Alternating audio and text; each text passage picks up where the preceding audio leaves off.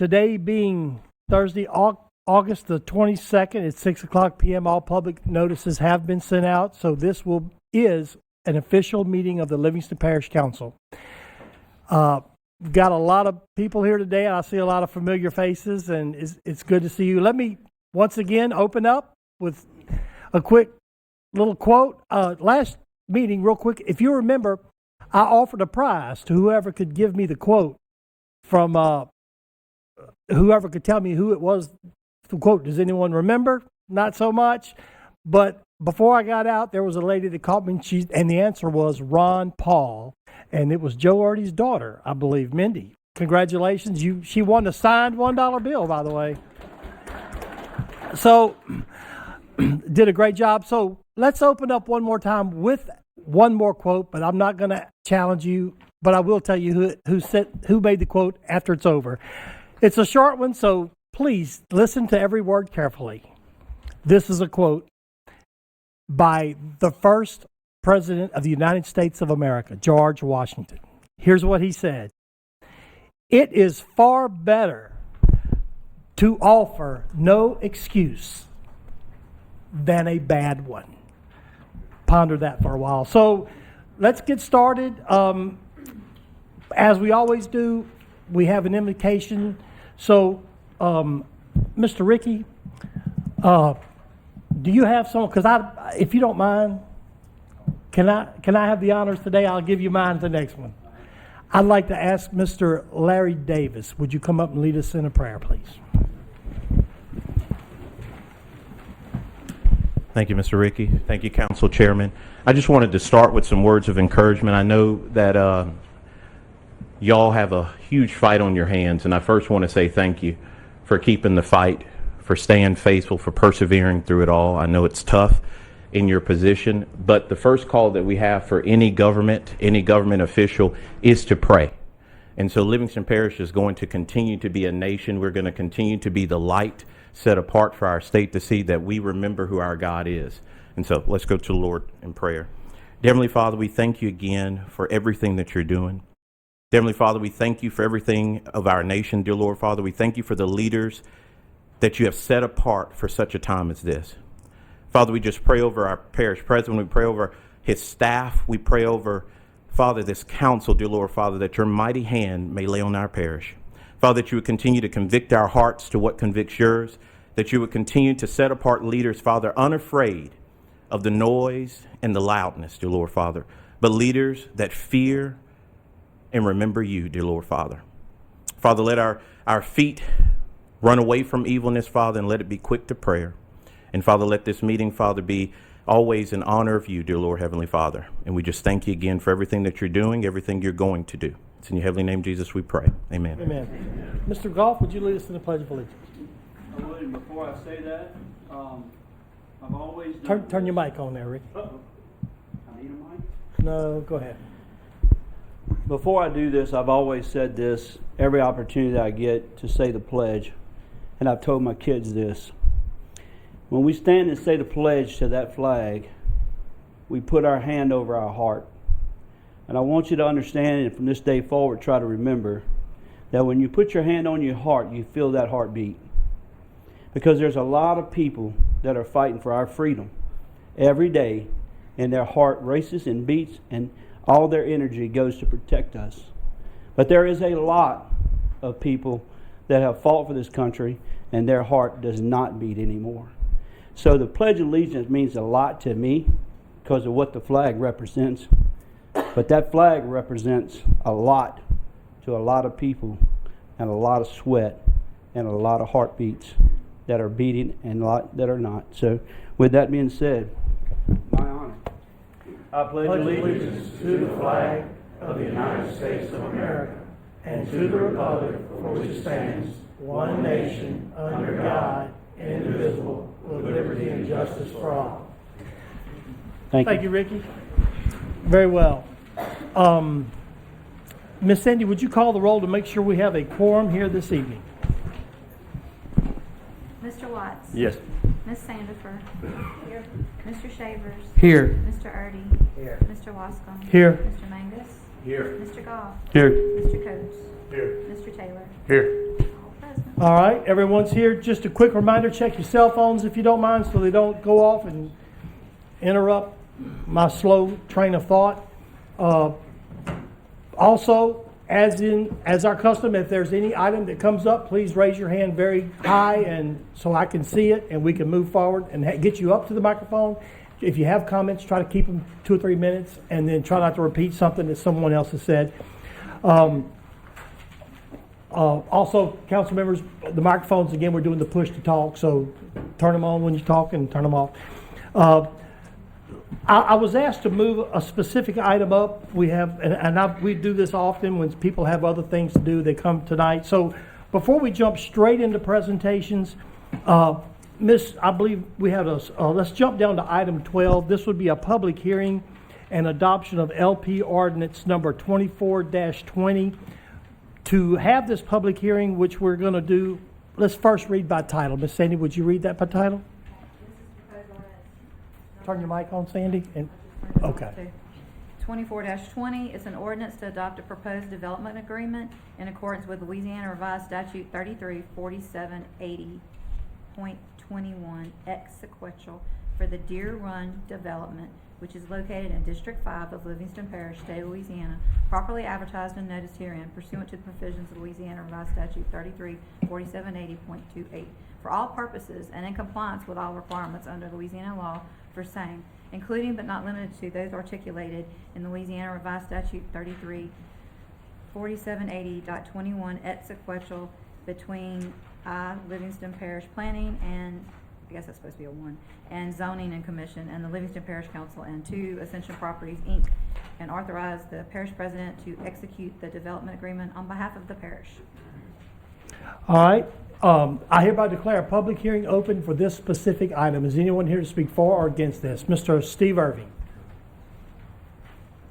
I thought I'd start out by explaining a little bit of this because this is under a law which is totally new to Livingston Parish. It has not been used here before. We are hoping that it establishes a template for other things. There's been a lot of talk about mega subdivisions, and we think this is a way to deal with the mega subdivisions. I want to tell you a little bit about this one. There are specific requirements in terms of advertising and public hearing. We've done all of those. Ultimately, what the council adopts is an ordinance, and the development agreement is actually adopted as an ordinance. Why it's that way, I don't know, but that's what the legislature said to do. This particular development agreement has several things that I'd like to highlight. The first thing is this development agreement was written to incorporate things that the parish wanted. So there is a reduction in density of about 10%. The small lots are eliminated in the development agreement. There is a provision that there'll be no outside fill, and another provision that specifically there won't be any outside fill in the area that's below the base flood elevation. That's important because I've talked to you all about flooding just about every time I've come up here. Well, taking land out of the floodplain storage is one of the things that causes flooding. This prevents that from happening. The way the agreement is phrased, the parish right now does not have impact fees, but if the parish adopts impact fees, which is going to be another thing that we're going to recommend, the first 400 lots which already have the construction plans approved, it wouldn't apply, but we would be able to charge impact fees on the rest of the development. We are allowed under the development agreement to zone the land that's below the base flood elevation so to make sure it can never be developed. And in that regard, one of the things when we finally get our new zoning ordinance is going to be, we're going to have a specific zoning category for land that can't be developed because of agreements like this. Another thing is all apartments are eliminated. There will be no apartments. As I indicated, the final product is an ordinance. This goes hand in glove with the settlement agreement that y'all previously approved, which has now been entered as a judgment by the federal court. Now, going forward and progressing beyond just Deer Run, what we're ultimately going to propose to the council is that the council picks a number. whatever that number is. And if a subdivision has more lots than that, it's considered a mega subdivision. And a mega subdivision is required to have a development agreement. And that development agreement has to be submitted to the parish and negotiated with the parish before they can file their first plat. They have to make all the stops at the parish, and in the development agreement, the infrastructure requirements that the parish needs to have in order for that development to develop is addressed straight out of the gate in that development agreement. That's what it's for. And it would be a requirement to file that with the first plat. We think that would go a long way towards helping the parish with the problems that the parish has seen. And in the development agreement, impact fees is one of the things that would be addressed. That's what I had to say to you tonight. I'll be happy to answer any questions that anybody has. Well, if you would, let's have a public hearing, and if the council has anything, they'll call you back. Thank you. Sure. All right. Is there anyone else that has anything to say for or against this specific ordinance? All right. Excuse me, I said, does anyone else have anything to say that's for or against this specific ordinance? None being, I'll close the public hearing. Is there anyone on the council wishing to discuss this? I know it just went through the planning commission, the parish planning and zoning commission, and I basically took no action, but they did hear it and have a public hearing. They took no action, so we need to either take action to adopt this ordinance. Now, it was introduced at the last council meeting, so tonight would be in order to adopt it. Is there a motion to adopt this ordinance? Well, I did. I declared the public hearing closed. Back I to the just have council. one question. What was the vote from the planning commission? They didn't take action. Oh, I'm sorry. They Okay. took no action. That's okay.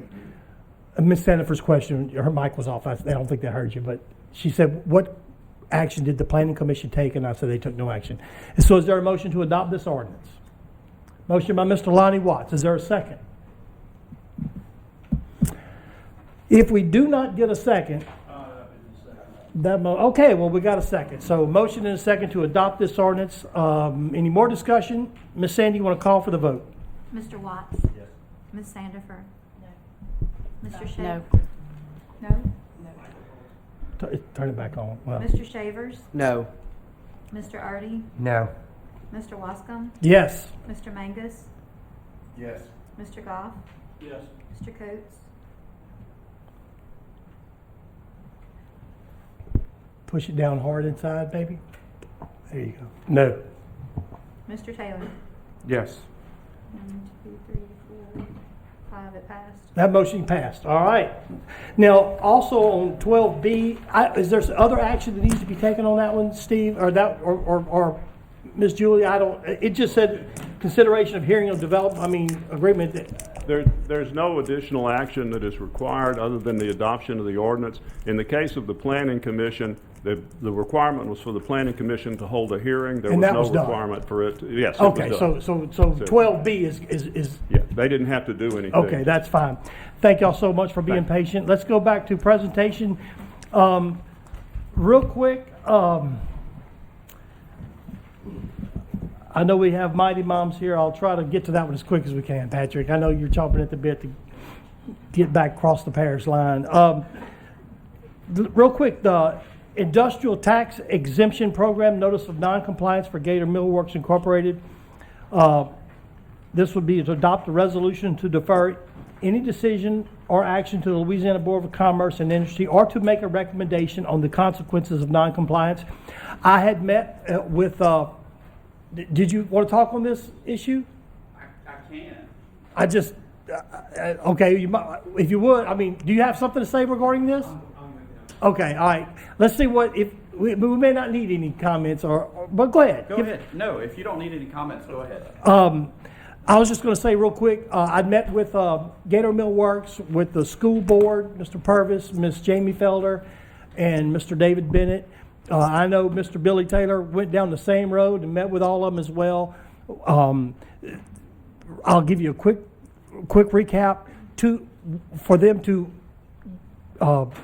obtain a tax exempt status, the state has requirements that for any expansion of new businesses, there was an opportunity to get a small tax exemption on the expansion of your business. We offered this to businesses in the past, and there are some requirements that they had to meet, such as a number of employees that had to be hired. Couple of years, because of COVID and other things, they just were not able to make the number of employees that they were required to have that tax exempt status. So meeting with those three, because the Louisiana Board of Commerce is the one that makes the final decision, if I'm not mistaken. But as the parish council and the school board and the sheriff, the taxing entities, we send the recommendation over. So I got with the school board, and we've kind of all agreed that this would be a good recommendation to not allow them to have the tax exemption for 2 of their years that they were not compliant. And is that your understanding as well, Mr. Taylor? That's my understanding as well, and I would like to caveat and add a little bit more to it. If they don't meet the requirements for 1 more year, that the council make us a recommendation that they lose that tax exemption. Okay. And would you be interested in putting that in the form of a motion? Yeah, I would like to make a motion to the council to, if they do not meet the requirement for a 3rd year in a row, that the council makes a recommendation to pull their tax exemption. Okay. And then with that, we'll continue the tax exemption now, but take off 2 years Yes. of their tax exemption status. Okay. Yes. There's a motion. Is there a second? Okay, you one gotta- second. I'll get you to come. If we don't get a second, do you have a question, Rick, or do you want? Okay, we got a second now. You want to comment on this? Does anyone in the audience want to talk about this? Yes. Come on up. Give us your name and address, please. Thank you. My name is Robert Wiggy. I work for Summit Credits, and we represent Gator Millworks in this property tax abatement. My address is 33838 Cypress Bluff Drive in Denham Springs, Louisiana. And I wish David was here tonight. Yeah, I miss David, but Yeah. he couldn't be here. So anyway, so this is unfortunate in that this tax incentive has been around since the 1970s, and Governor Edwards put in a requirement to have job creation, and that requirement has been removed via executive order effective February of this year. However, there are some contracts that still fall under the prior governor's executive order, and this is one of those contracts. And as a council, you guys have the right to make a recommendation to the Board of Commerce and Industry how to treat a company that falls short on these jobs requirements. So I was here tonight to answer any specific questions you may have on the tax exemption program, the jobs requirements, how they follow, and then maybe some other practices that we've seen with other parishes. As this is not the first time a company has fallen short, as you can imagine, with the COVID and the things that you mentioned,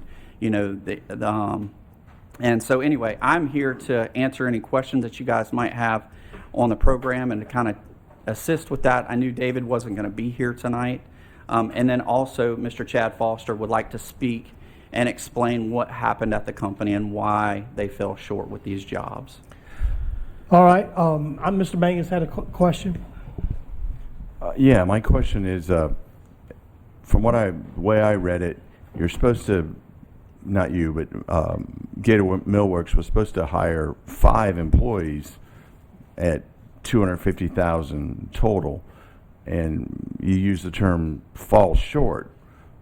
So to me, that would be 4, 3, 2. But from what I'm reading, they hired 0. We're giving away money for 0. I understand COVID and all.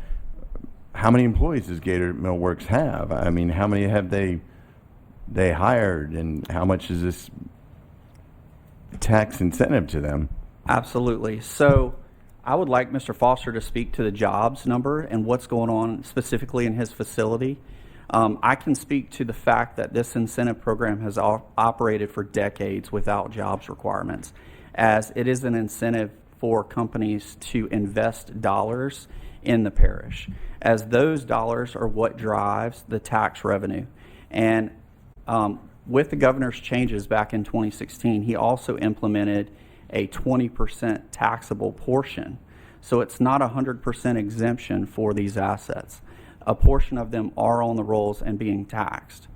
So I don't know if you want Mr. Foster to come Yeah, up. if you'd like to answer a question with more clarification, feel free. Just come up and give us your name and address, please. My name's Chad Foster. My address is 26172 Somerset Hills Court. I'm a resident here and also a business owner. We have owned a company. I'm the president of Gator Millworks. We've been here for 25 years. Proud to be here, thankful to be here.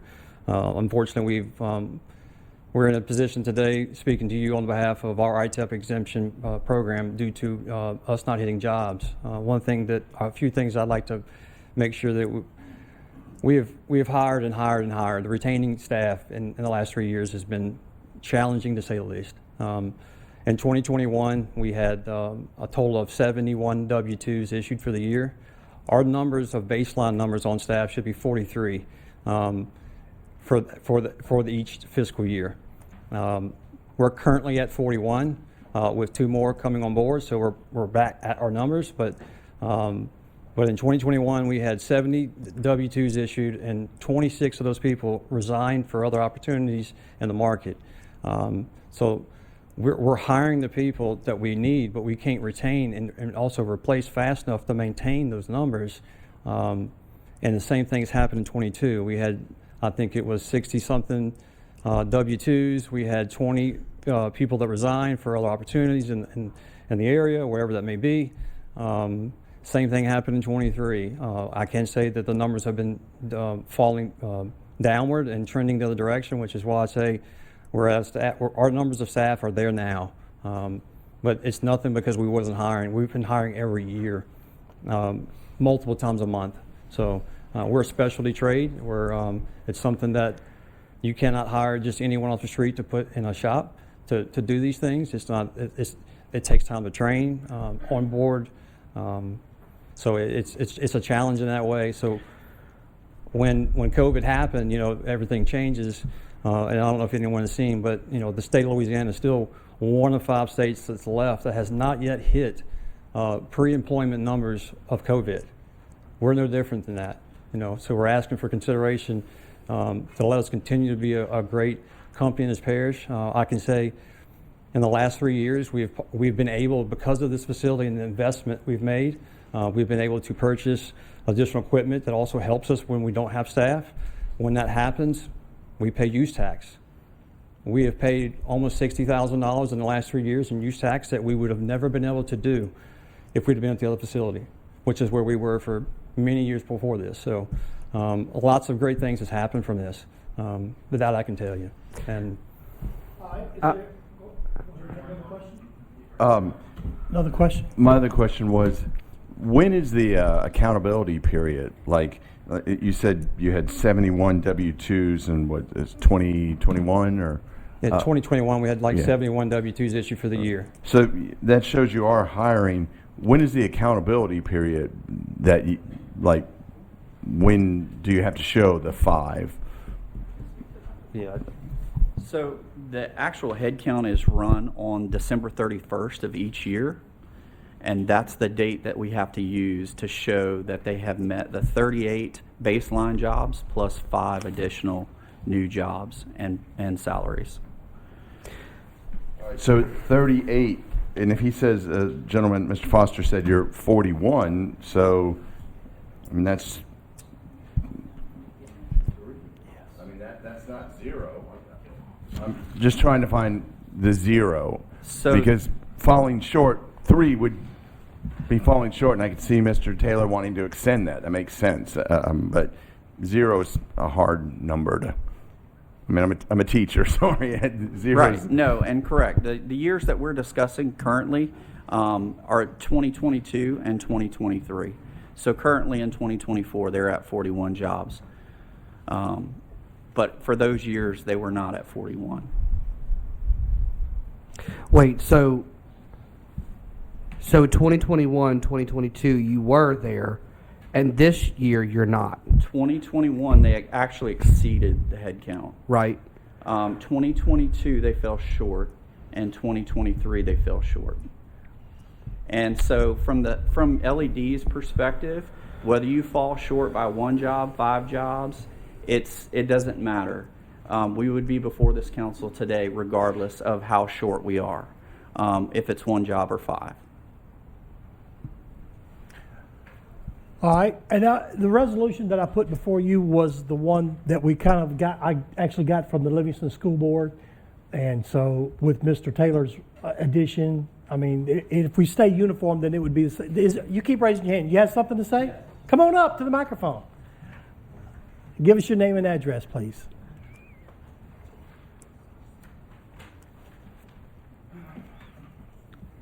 James Holland.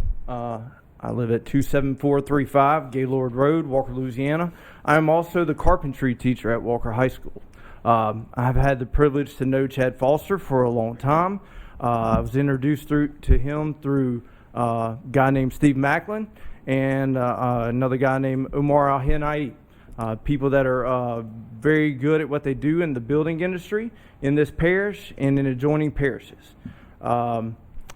In meeting him, I've had great opportunities to do work for Relief Windows, Brandon Holly, through them. I've had some great opportunities to work for the head track coach at LSU, national champion LSU track coach. So this is not just like low end, no offense, cookie cutter houses that they do stuff in. Technically, really, they do a lot of stuff in other things as well. One of the reasons why I quit doing what I was doing for my business is because it's tough to find people that want to work. That's just the plain hard truth. You look at any industry, you look at state workers, you look at private businesses. You can't find people that want to work. And if I'm not mistaken, with the numbers, all that's going to be is for state taxes and federal taxes. It has nothing to do with parish taxes. This is a company that's been invested in this parish. They're giving back to this parish. I have sent almost 12 kids from Walker High School that have graduated from Walker High School in our department over there to get jobs. Some of them stay, some of them do well, some of them do not because they don't cut it. You can't blame a guy for having to either let people go or they not working out there for like different reasons. Right. He runs a business, you know? So I know 3 minutes and all that stuff. I would ask before you make a decision, it is your job as councilman to know the ins and outs of what you're fixing to vote in. How many of y'all have even stepped foot in that $1 million facility that is one of the top in the world? If I'm being honest, it has machines in there that at one point in time there was only 6 of them in the world, the closest one being Dallas.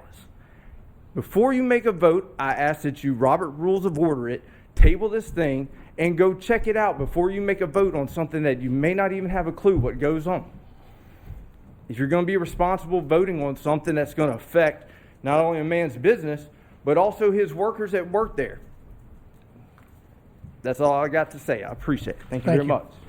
I want to say something. All right, we got someone else with a hand raised up. Come on up, give us your name and address there. My name is Jordan Gonzalez. I live at 23784 Spring Hill Drive. I wasn't going to speak on this originally, but I just wanted to come and talk here to say a little bit. I definitely think, so it was said that this program had run perfectly fine up until Edwards had switched everything around.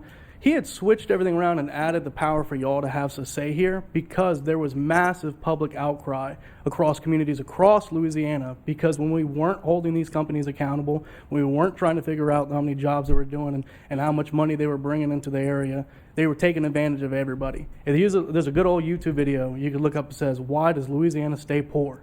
And it explains this exact same thing. I think it's important to hold our businesses accountable. If you made a promise to have these jobs here and you didn't fulfill it, then unfortunately we need those tax dollars, right? We're in a tax issue right now. We're asking all these entities to roll back millages. I'm sorry, but if they messed up, you got to pay the price. It is what it is. And I think if they make sure to employ the right number of people at the end of the day, then they don't got to worry about any further consequences. This is just the price of doing business. This is capitalism. This is how we got to do it. Our community needs funds and it needs help. So I would suggest if there is any pause on not doing something, that a good old economic cost or benefit analysis of their entire industry, talking about how they're building multi-million-dollar facilities or buying new equipment. Was that money not used to help retain employees? Was it not used to help expedite and make the training program more efficient? These are questions that I think need to be asked and the public should know before we lose out on potentially a good amount of tax revenue. So thank you for your time. Thank you so much. Okay, go ahead, Ms. Sanford. I want to say my first job was working in a cabinet shop when I was about 15 years old. I would love to come and see your facility. I've had my eye on you for a few years. I remember when you came last year, I was fairly new and trying to figure out what was going on. Now I really do understand, and I want to say that we're trying to grow industry in Livingston Parish. I know what it is like to be a business owner. I used to be a business owner. I know the struggle is real for some right now, and I just wanted to say that to you. Thank you for being in Livingston Parish. Thank you for staying in Livingston Parish. Thank you for your struggle, and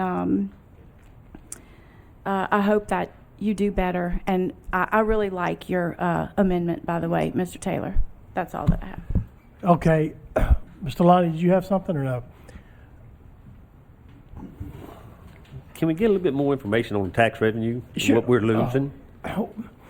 Okay, let me. You know what I'm saying? I Yeah. don't know if we, and Ben, I hope, I don't know if we should table it, find out a little bit more information about it. Okay, let me say. Before we make a decision. It's my understanding if we take no action or if we take any action and the school board take different action, because it's kind of, if it's different or we take no action, then the Court of Commerce will make the decision, not the parish.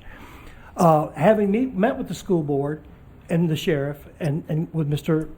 Foster and there for the council, we felt it would be good that we're all together, because if we all make the same recommendations, we penalized Gator Millworks for 2 years and gave them zero tax exemption is what we're doing because of that.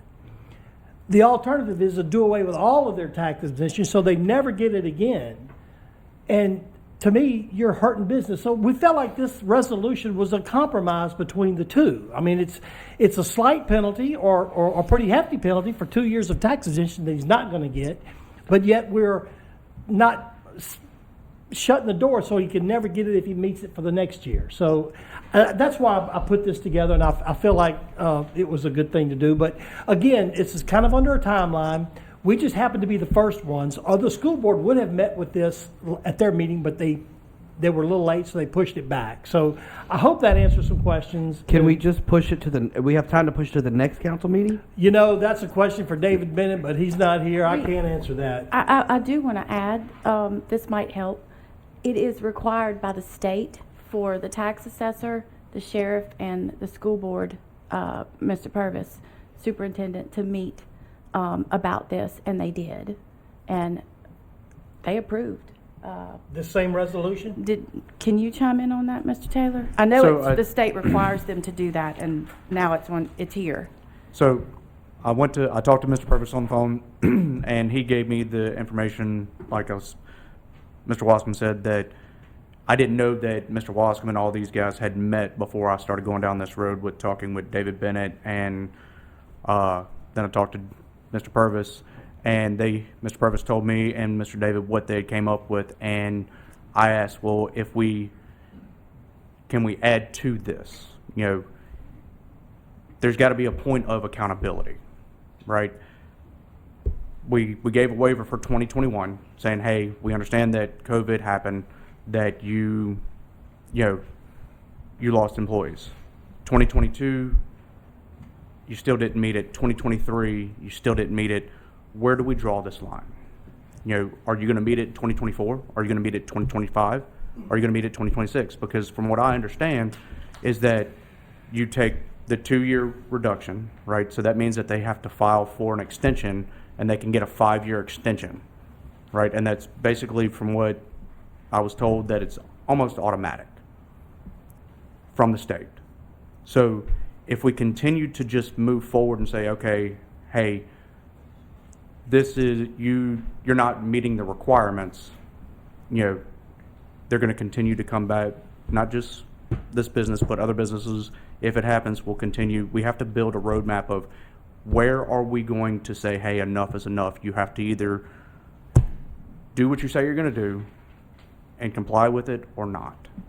And that's where, and I talked to Mr. Jody Purvis and I told him what I thought, and it's only a recommendation from this council. He doesn't have to take the recommendation. They can go with the original one. Exactly, and but that's, I basically, this resolution is drafted from our conversation, so I think we're all following the same suit. Yeah. Again, we have the choice, I hate to, I agree with you 100%. I think your addition is fantastic, and I would vote for that if you make that in a motion, by the way. But I already again, made that in a motion. Pardon? I already made that in a motion. We got a first and a we second. had a second, I believe, by Ricky Goff, wasn't it? Oh, Mr. Goff, go ahead. So, and the gentleman with the number, the counting party, just correct me if I'm wrong here. I just want to make sure everyone understands that Gator Mill Works is a very high-tech, animated kind of facility, and they ship stuff all over the world. And they were born and bred right here in Livingston Parish. So we definitely do not want to hurt anyone from building or doing anything here. But like Mr. Billy said, there's also a responsibility that we have as a roadmap on anyone else that comes in and does any of this thing. So as I understand it, that there is a 5-year tax program there, and then another 5-year extension, like Billy said, almost automatically happens. And that COVID was happening, we forgave that, and you got the tax credit that year. Then the next year you didn't meet the numbers, and correct me if I'm wrong anywhere, you didn't meet the numbers, and you got the tax credit there. Then the third year you didn't meet the numbers, and you got the tax credit there. And to Billy's point is we're trying to make sure that the next company that comes in understands that we're not going to just keep on going and keep on going, and we have to put some kind of a mechanism here in place. So I think we're doing everything we can do as a parish, and I will continue to do anything I can. You just call me. I pass it all the time, and I have a good friend, red-headed guy. I think he's still there. But to help you and hopefully encourage people to go over there, like the guy at the school is doing, and send you some good quality people that maybe will hang around. And I know it's a real challenge. I really do. I just want to make sure everyone understands, back to my original point, is we've given credit. You've got the benefit of that credit. We've forgiven, got the benefit of that credit. We've forgiven, got the benefit of that credit. The penalty that we're referring to for 2 years is on the end of the contract. So instead of 5 years, it goes down to kind of a 3-year and then an extension. So the penalty is down here to shortening this agreement. So what we're saying is if you don't meet the next one, which is 2024 or whatever, that is our suggestion to kind of look at the whole contract as a whole and try not to allow the extension, or at least have a little bit better plan of what we're going to do, because the next company that comes in is asking the same thing. So I just want to make sure that was, but I'm in support of what Billy's trying to do. All right, Mr. Coates. All right, I have a question for not you, the other gentleman. Mr. Foster. Sorry, Mr. Foster. What are y'all doing in order to try to bring people into the company? Are you, well, I'll just let you answer. We recruit at universities. We recruit at local high schools. We are actively engaged and have been for the last 3 years with Live Oak High, with shop teachers there, at Denham Springs High, and also at Walker. And as AJ has mentioned, we've had several students that come and work for us and been great to work with. Chemical plants obviously are a huge thing here, and they have the abilities to pay people means of money that we cannot. So these young men that come in that wouldn't get hired in directly with them, and they're going to ITI school, and we know this. We're trying to keep them there to show them this trade, but it still goes into another industry that we cannot compete with. I go back to saying, like, it's challenging because the state itself is still suffering. It's not just us. So, have you done any analysis to try to figure out why the people are leaving? Do y'all have an exit interview or anything of that nature? Yeah, we do, and most of it is it's about another opportunity for more money. You know, a chemical plant that pays somebody $30 an hour to fire watch or whatever that could be. That 18, 19 young man, he's not staying for that. So that's hard to navigate. So it's like we don't hire, we can't not hire. We got to keep taking chances to get to people. So it's not that we haven't. That's the whole thing. It's constant recruiting on our behalf. All right, thank you. I'll say this: I've got cousins in Walker that go to Walker High, and they've talked about your facility, and I have also relatives that work with you, and they talk very highly of you through the training and through the amount of opportunities that you guys give them, and they do very well with you. I think he just got hired on, so that is a positive note about your company. That I've heard. Two other things I'll share is that, you know, we as a company just took our a trip to Atlanta. Check us out on Facebook. You'll see the things. It's an international woodworking show. It's the largest woodworking show in the world. It happens every 2 years. We took 13 people from the company. Talking about education, we took for a week away from work. As challenging as that is, but to build into them, and I think there was a total of 9 or 8 new people who've never been to that. No other company does this around the country. We were asked, as of yesterday, there's an organization called Architectural Wood Institute. It is the national recognition of our standards, of everything you see in this building now, these wall panels, these desks. They're the ones who grade and say the quality of it.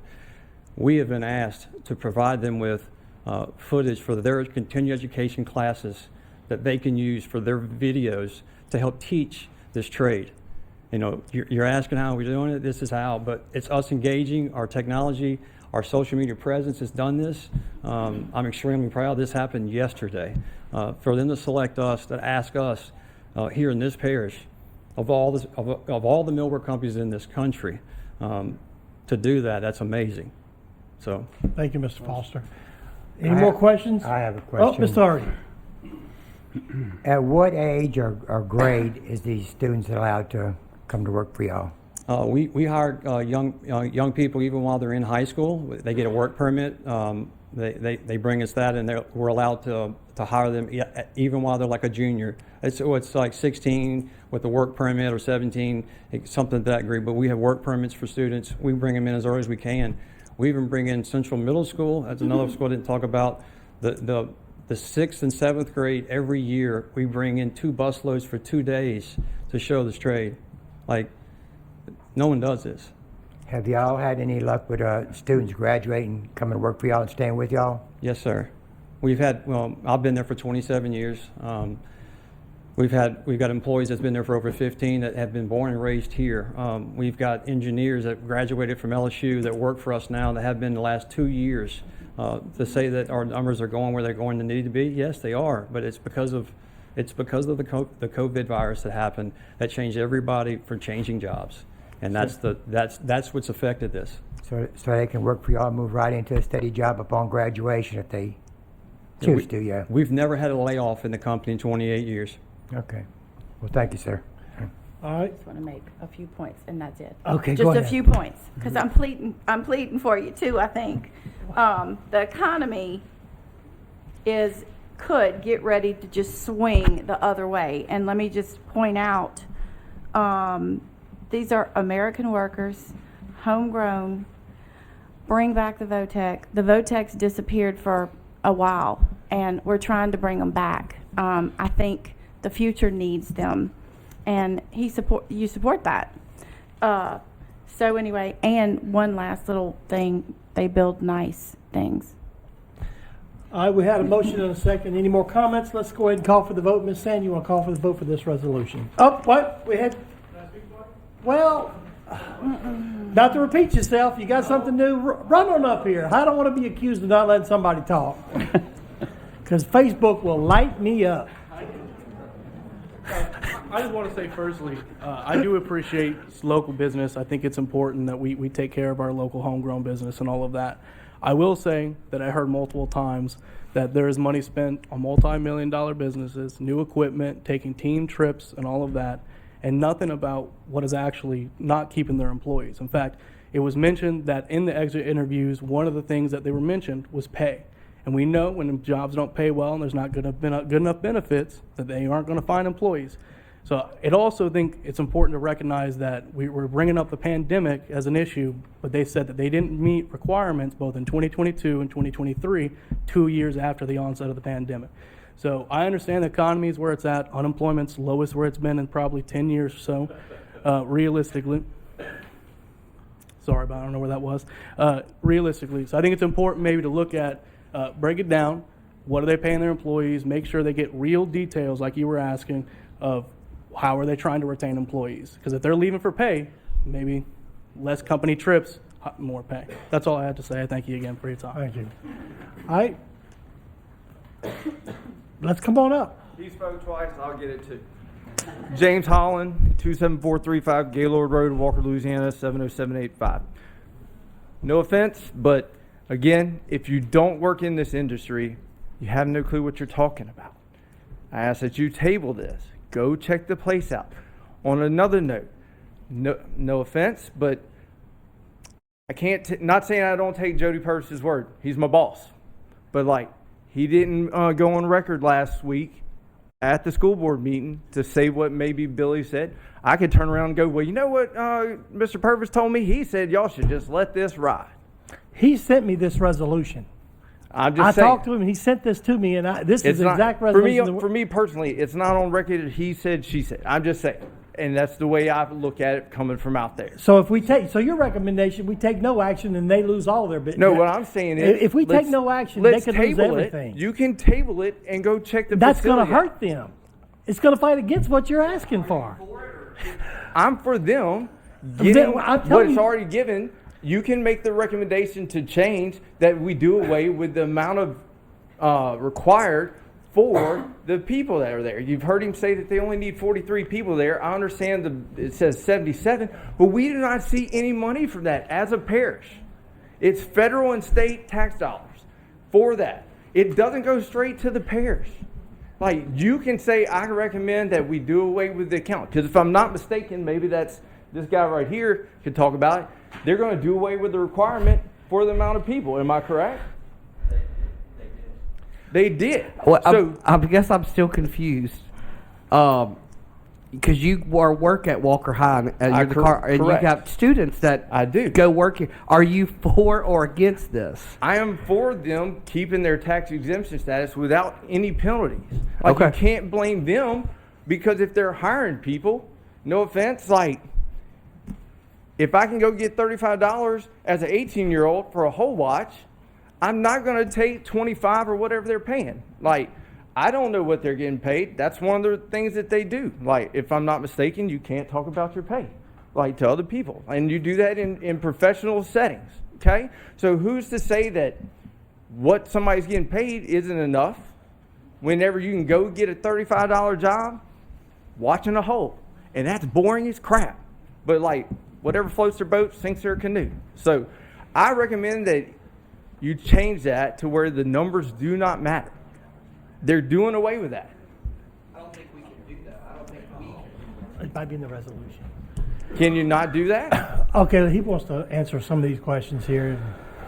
Let me clarify something real quick. So the Board of Commerce and Industry is going to act on this non-compliance based on your recommendations. So you can recommend to that board whatever you determine should be a fair penalty or no penalty for this shortfall in jobs.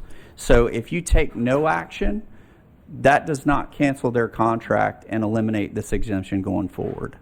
That allows the Board of Commerce and Industry to make their decision based on your non-action. Thank you. Mr. Mangus.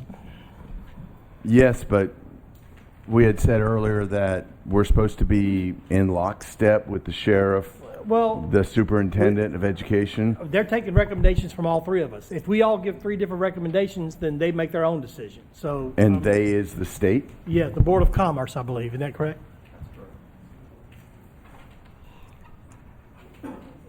I think it's about time to call for the vote, but again, the ultimate thing here, one of the ultimate things is here, everyone agreed on this agreement going in, and you've gotten the benefits moving forward. And I hope and pray that some of this discussion tonight will drive some people to you and allow you to meet the criteria that you need. And this is simply us taking some off the tail end, and more importantly, for any other companies that come up that have the same issue or the lack of. I mean, some of them could just say, huh, they don't go theirs away, and I don't need to meet the guidelines. And I think that's a bad precedent as far as to set. I think we're being as fair as we can on the qualifications, because you've gotten those benefits for 3 years and not in compliance. And we're just giving you the opportunity to do what you need to do, and whatever we can do as individuals or the people of this parish listening can do to help you meet those goals. There is absolutely no question that I know of or that I've ever heard of your company not being where it needs to be. I know where you came from. Like, I know the different buildings that you've been in, and I know how much sweat has been in those buildings to get where you're at today. And you dang sure should be proud, as well as this parish should be proud, of what's over there. All we're saying is we need to set a precedent moving forward, and I think you got plenty of opportunity to continue this process through the whole 9 yards, through the whole 10-year part of it, because you're right there at the numbers anyway. So I was asked whatever I can do to help. To have Ms. Sandy, if you would you read that motion again for clarification? I know that. I'm not going to read the entire resolution. But No, the motion, just the motion, if you would. Turn your mic on, Sandy. Turn your mic on. Right, I had it on earlier. The Livingston Parish Council does hereby recommend the Louisiana Board of Commerce and Industry reduce by 1 year for 2022 and by 1 year for 2023 the terms of the tax exemptions previously granted to Gator Millworks, Inc. from the current 5-year term to 3-year term. And then Mr. Billy Taylor wanted to say that if they don't make it in 2024, that would be an additional year off. Is Okay. that correct? It would be if they don't meet it for 2024, that the council would recommend that they pull the certificate. But if they don't meet 2024, it'll still have to come back to us. Yeah, it'll have to I come mean, back, we can so- make another decision then. Yeah, at we that can make time. another decision Okay. there. So we have a motion and a second. Ms. Sandy, you want to go ahead and call for the vote? Yes, sir. Mr. Watts? Oh, Yeah. Ms. Sandifer? Yes. Mr. Shavers? Yes. Mr. Erdy? Yes. Mr. Wascom? yes. Mr. Mangus? Yes. Mr. Goff? Yes. Mr. Coates? Yes. Mr. Taylor? Yes. Yes. All right. That motion carried. Let's jump over to the addendum item A2, Parish President Report. Childhood Hunger Awareness Month proclamation. Randy, do you have someone here to read that? Or Miss Sandy, do you want to read this proclamation? Yeah. This is the proclamation. Whereas statistics are 1 in 4 children in Louisiana live in a food insecure home. Whereas statistics like these moved a prayer group of dedicated moms praying for their children, school administration, and staff and mentors to turn their thoughts and prayers to ways they could help children and families in their community. And whereas these dedicated moms founded Mighty Moms in 2010 to end childhood hunger in Livingston Parish. And whereas Mighty Moms adopted the vision statement, quote, to see all children graduate with a full mind and a full tummy, end quote, and to the mission to, quote, nurture hungry children to success, end quote. And whereas today, Mighty Moms is a 501c3 nonprofit organization which organizes programs for children in our community to provide weekend hunger bags through the Full Tummy program, family meal kits through the Feeding Young Minds program, and fresh produce on extended school breaks and summer through the Go Fresh program. And now, therefore, I, Randy DeLatte, President of Livingston Parish, in recognition of commitment, faith, and love of Mighty Moms, do hereby proclaim September 2024 as Childhood Hunger Awareness Month. You know, I have known. One more Go thing. ahead. In Livingston Parish, I urge our great community to educate themselves on the impact that childhood hunger has in our community and in our schools and neighborhoods, and to support the efforts of Mighty Moms through prayer and donations. That's it. I've known Miss Dawn Birdsong for years, and let me say, I'm so glad that she's from Denham Springs. And I'd like to just take just a second and ask everyone to give you a big round of applause.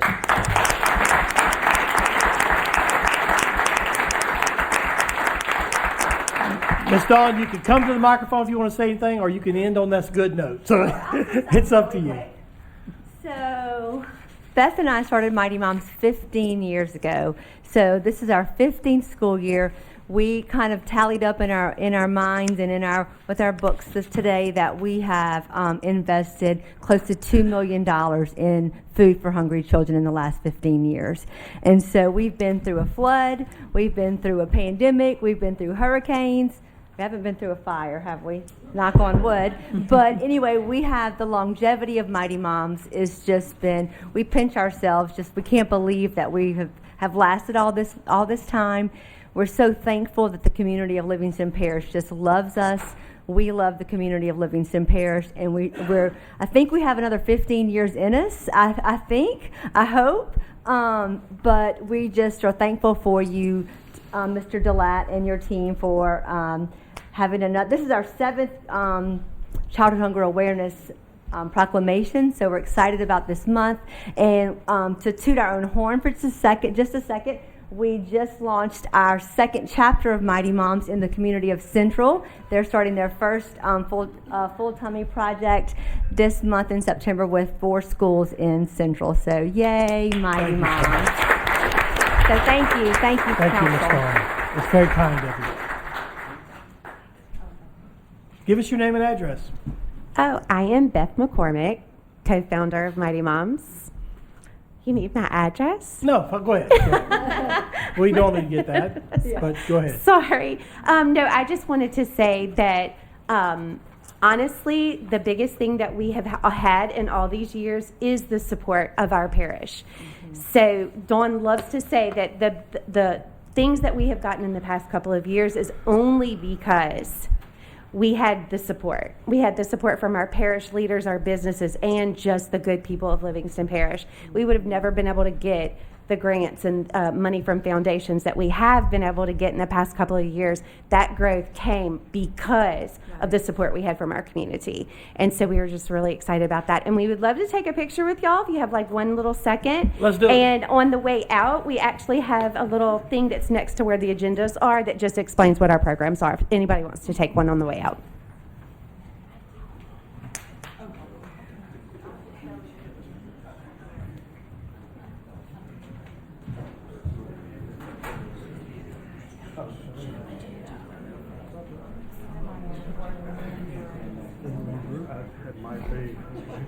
How you doing? Get in here. Get in here. I don't want to be looking like a parish councilman. Come on. Gotta squeeze in. Jessica, get in the back. I'm trying. Come right here. Get in here. Can we get here? You got it?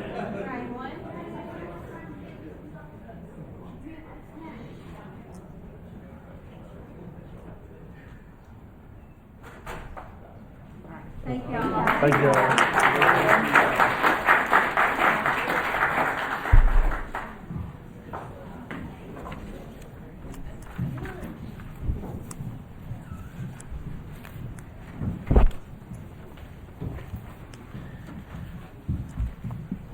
Thanks again, Dawn. Y'all have a good evening. Under presentations, let's pick up item 8B, planning update and introduction of WSP planning staff for master planning and zoning. Unified Land Development Code. This will be informed to us by Mr. Jerome Fournier. Mr. Jerome, can you give us a 30-minute update in about 3 minutes? I'll try. I'm just kidding. Go ahead. As much as we Take can. your time. Mr. Chairman, members of the council, Jerome Fournier, JPF Planning Consultants, LLC, 5647 Canal Boulevard, New Orleans. It's a pleasure to be here with you tonight again. We started this process in January. It's been slower than we hoped, but we are making a lot of progress. We had an RFQ out on the street, and we selected a planning consultant that's going to be helping us with the real details of writing ordinances, preparing maps, and doing the real nitty-gritty of getting this thing, including public meetings with a task force that we formed with the help of Councilmember Wascom and members of the administration. We're putting together a task force that we're going to bounce ideas off of, and we're going to have meetings with that task force, right? With that, I'd like to turn it over to Mr. Max Nasser, who is the head of WSP, and he's going to introduce his staff, and they have a short PowerPoint presentation to give you about some of the work effort that we're going to be doing, all right? Thank you. Mr. Chairman, council members, thank you for the opportunity to be here.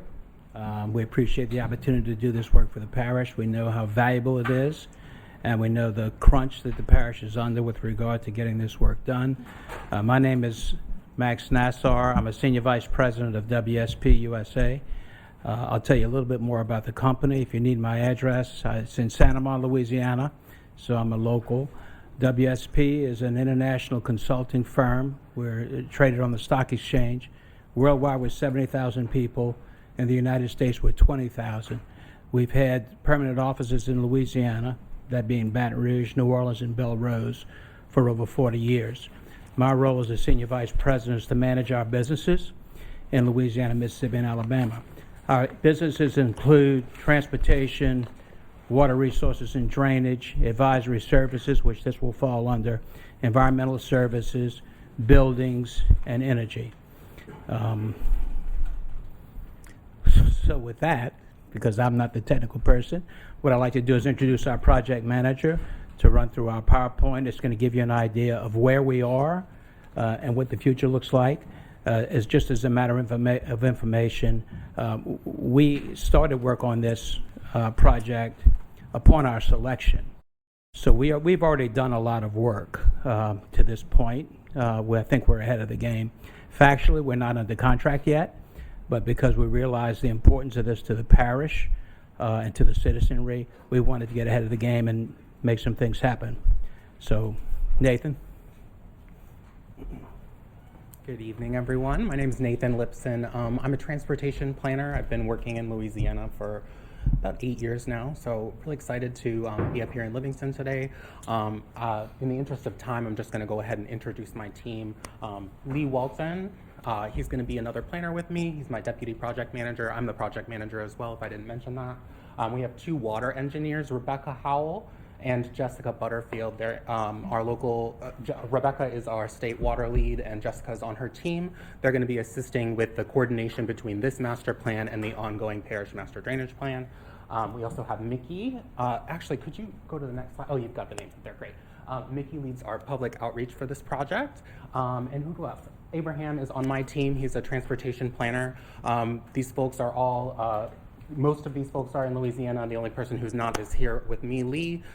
We've got several University of New Orleans grads, LSU grads. We have a lot of expertise in this area and are local. So go ahead and go to the next slide for me. And again, we're happy to take questions. This is going to be a very high-level overview. So just to give you guys an idea of what we've already done on this project and where we expect to go. We've already reviewed the 2013 master plan. Obviously, I'm sure you all are aware of that and familiar with that project or with that plan. And we've started to sort of take what we already know will be, the projection for these future zoning categorizations. So that middle image there is what we're working on, is taking the parcels, applying the recommended zoning that's already been presented to y'all, and then to start doing some analysis on where that is for our recommended changes to that to the zoning code. So that last image there, we've just started to sort of take a look at what zoning categorizations already exist in the parish, compare those to some other parishes that we've already heard, are good go-bys. Ascension Parish, we've already started to look at. St. Tammany Parish, we've started to look at, to sort of compare what's different between what already is in place for the few council districts that do have approved zoning, and where we think we could see some areas for room for improvement. Next slide, please. So this is our proposed project timeline, and I just want to bring attention very quickly to that bottom section there. That's our zoning and land use update. So we've adjusted the schedule here. We are very aware of the existing moratorium. We're very aware of the crunch in trying to get something on the books, that the parish can move forward once that moratorium expires if there is no extension. So what we've done is we will be kicking off our first stage, which is the public outreach of this, as soon as possible so that we can get interim zoning in place in front of y'all before December so that you have the opportunity to put in that interim zoning before the moratorium expires. So what that does to our schedule is that ends up pushing a lot of some of the master plan activities to early 2025. That'll give us an opportunity to really dig in, do the in-depth analysis that takes a little bit more time, recommend a second version, if you will, of the zoning code that will be delivered with the full master plan in the spring of 2025. I have a question. Before we move on to the next slide, I just want to ask, while that's there. Yes. One, can we have a copy of that to distribute out to the constituents of our area? Yes, a copy of the schedule will be And obviously, we know it's tentative, okay? Yes, yes. And secondly, a lot of the constituents and people all over the parish are ready for zoning and ready for this to happen. Will you guys be able to come to every council meeting and 3 minutes, 5 minutes, whatever, and give us an update every council meeting so that the public can see what's going on throughout the process and know that there's no lags? Because I know, using like a road project that goes on, there's delays and nobody tells them of those delays. And I think it's important to have that communication and let the people of the parish know, hey, we're still on schedule, or hey, we're not on schedule, just to keep them updated. Yeah, no, and so our schedule will be attached to our contract, which, as Max mentioned, is, we still need to finalize. So that will absolutely become something that will be public and you can distribute. We will provide monthly updates, written monthly updates to the council that will be able to, y'all can flip through that, ask us questions.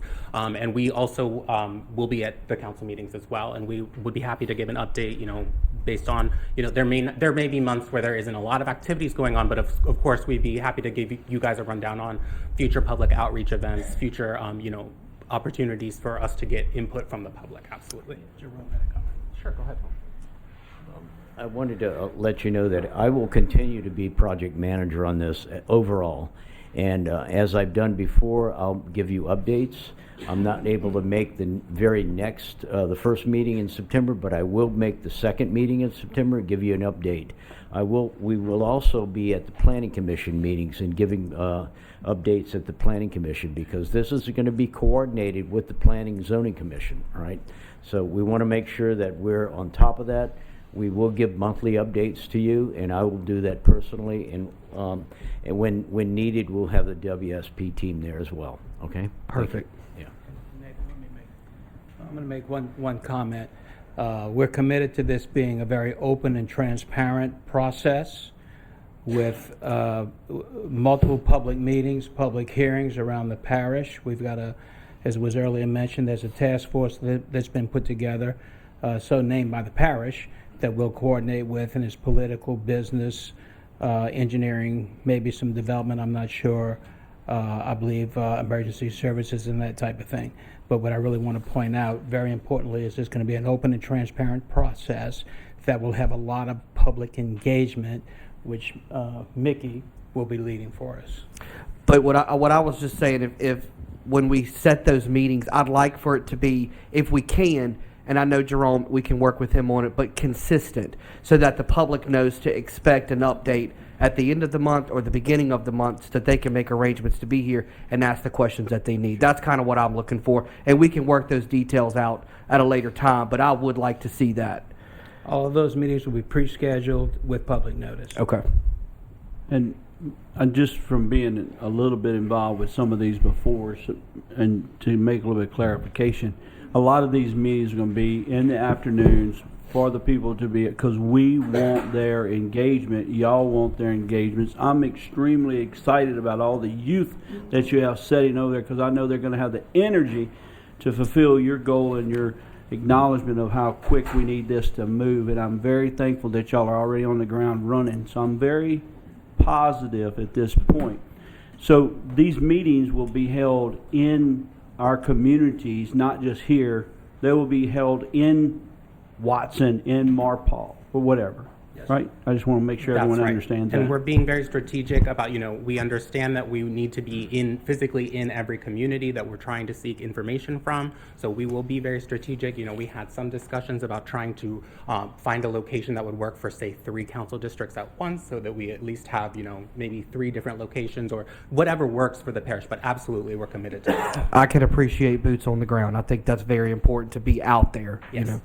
Either whether it's here or out there, just we need to have consistency for the people so that they can come and, like Ricky said, engage with us on this process. Absolutely. And to your point as well, if 6 p.m. on Thursday doesn't work for everyone, this is going to be something that we have other opportunities to receive that, to get survey information, to present, potential future land use maps, that type of stuff. We'll make sure that it's not just the folks that can be in this room this evening that are going to be part of this plan. Okay. All right.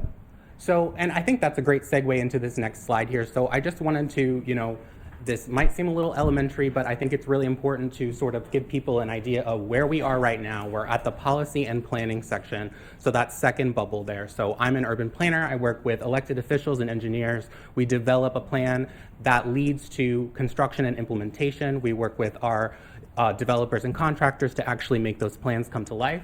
And that results in our communities, our houses, businesses, everything that makes up a community. But what's really important and is the biggest key input there is that red bubble, which is our public input. And so without that public input, we can have aspirations all day long for what we'd like to be in the community, but it's the implementation side and the realization side that really rests on the public input. And so really you see there, it just becomes a cycle that once the public knows what their community needs, that leads right back to our public input. So I just think that's really important that, everybody is aware that public input, the outreach side of things is going to be the very first step in this process, and it's going to be what's guiding basically the entire plan.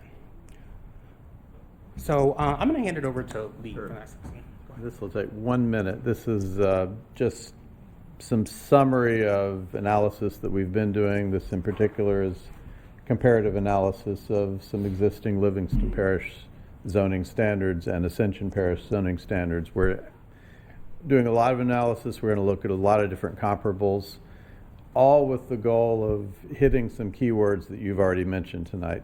Consistency, clarity, I think I would add sustainability and resilience. The objective of all of this, improvements to zoning codes, master plan, policy updates, everything all together is about ending up with policies and ordinances that add clarity, that achieve objectives that we learn through public involvement, through the stakeholder involvement process, and that set the stage for future quality development, sustainable development, and resilience in the community. So I'll stop with that, and we'll be happy to answer any questions. I do have a question. Do you guys have an attorney on staff? We do not have attorney on our team. We have lots of relationships with attorneys, and so when it comes to the legal part, and Jerome, you're better positioned to answer that. We've had communications with Mr. Irving, who was just here and helping us, and we're going to be coordinating with him, as well as Ms. Quinn, I think, is working with the parish as well.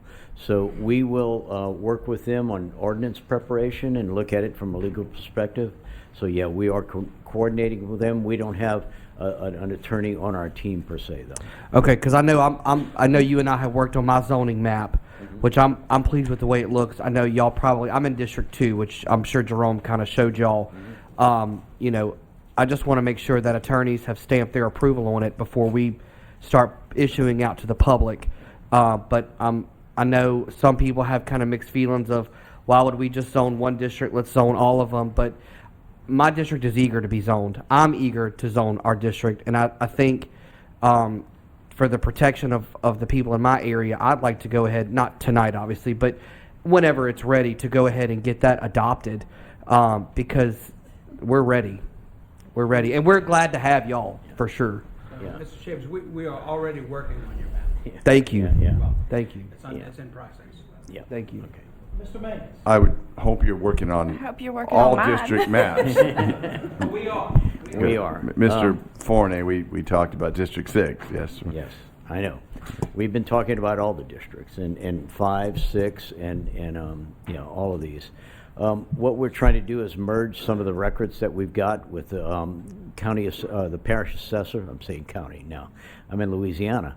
The parish assessor, and merging those with the maps that we got from your engineer who originally prepared those. So we're making sure that all the lots match up along with the zoning categories that we saw initially.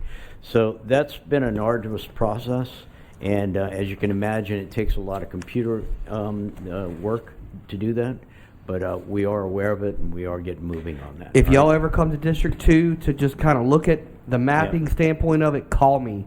Be more than Will do. happy to go out there in the field with you and show you. I might add that Nathan in the WSP office in New Orleans, I've been there numerous times, and we can coordinate immediately, all right? So I can meet with them the very next day, and I don't have any problems coming down here as well, as you know. all right? How are you coming on the definitions? Because I know you had addressed the council before, and you talked about there was some issue with definitions. Definitions and zoning categories themselves, because there's an abundance of zoning categories that we're going to look at and hopefully, you know, consolidate some and eliminate others. All right. So those are things that we're working on right now. All right. We're just getting Can you give us an started update this. on the definitions, or I mean, maybe not at this meeting, but soon? I can give you an update. I'll give you an update at the next meeting. All right. The next council meeting and your second meeting in September, where I'll be there. So I can give you an update on that. Will we receive a copy of this? I know Ryan had already, Mr. Shaver, excuse me, had already asked that. Yeah. But like, how soon can we receive that? It's already been emailed. Who's got it? This presentation? Yes. Yeah, we can, the clerk has it, we can. Carolina has it. All right. I did have one last slide, I'm sorry. This is No, our most no. important slide, so for those of you in the room who are interested in, you know, working with us, giving us your input on this, this is our very first step here, is getting some contact information from people who might be interested in, you know, filling out these surveys, coming to these meetings, but also getting that word out to others as well. So please take a photo of this, give us your contact information. I've got cards as well if anybody would prefer to just shoot me an email. We're really looking forward to this. Yes, sir. Yes, sir. I'll bring them Real up to quick, what is this being shown on television live right now? Tommy, and also put this on the website so anybody who's watching, take a photo of it so you can scan it in and have input from your house in the parish regarding zoning or land use in this parish. So anybody has an input, this is your chance to be a parish councilman. Thank you all. We really appreciate it. I have one question before you take off.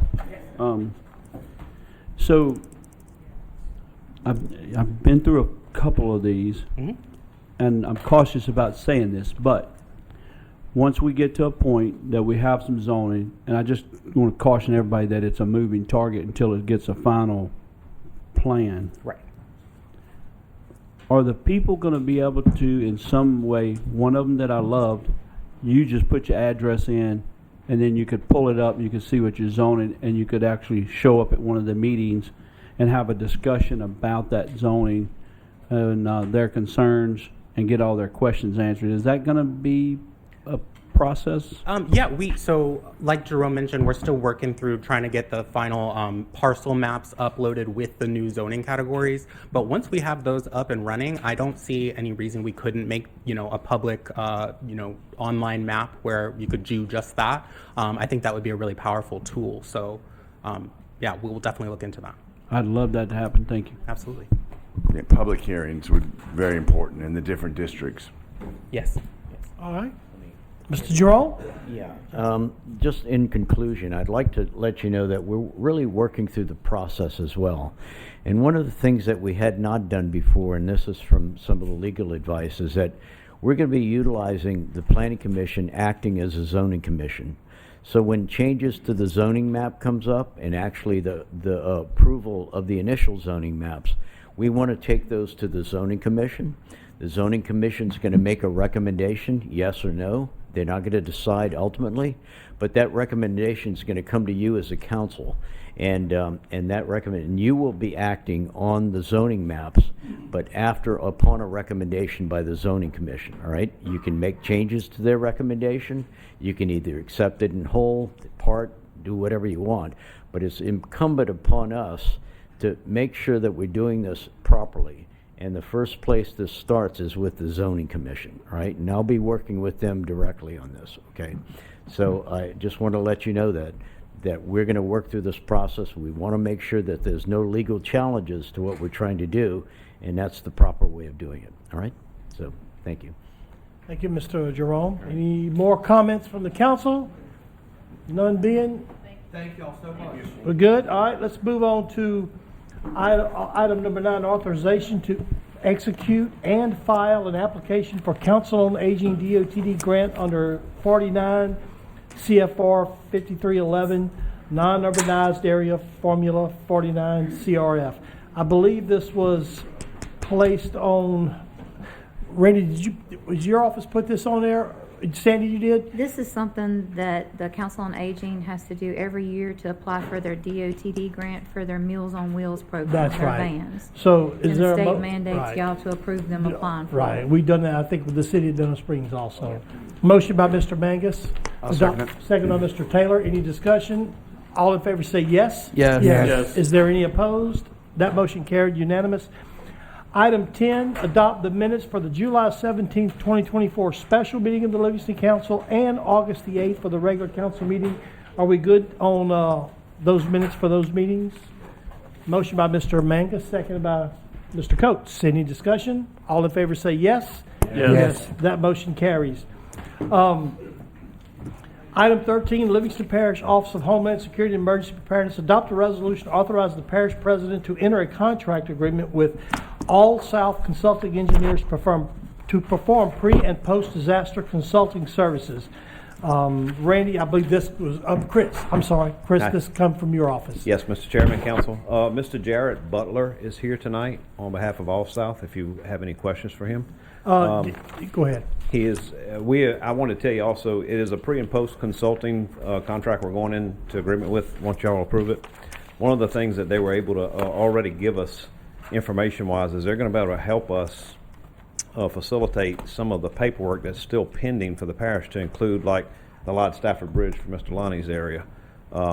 Some of those things they're going to be able to help facilitate, to make sure not only that the paperwork's right, but they have connections that can possibly help speed up those processes as well. Right. So Mr. Jared Bauer is here if you'd like to speak to him. Okay.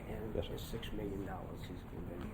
Yes. It's approximately $6 million is what the total number is. Right, with and this all would of be the paid from projects. FEMA, if I'm not mistaken, Yes, it's correct? all FEMA reimbursement that we're waiting on. Through disaster relief. Yes. And then now that they, once they're in place also, that company will embed with us once a storm is declared or coming our way, and start the paperwork process from the beginning and help us make sure that all the paperwork's done So this correctly. resolution puts that in place so we could act quickly in case of emergency. Yes. Any questions? Is there no questions? Is there a motion to adopt the resolution? I'll make that motion. Motion by Mr. Taylor, second by Mr. Lonnie Watts. Any discussion? All in favor say yes. Yes. Is there any opposed? That motion carries unanimous. Thank you, Chris, so much.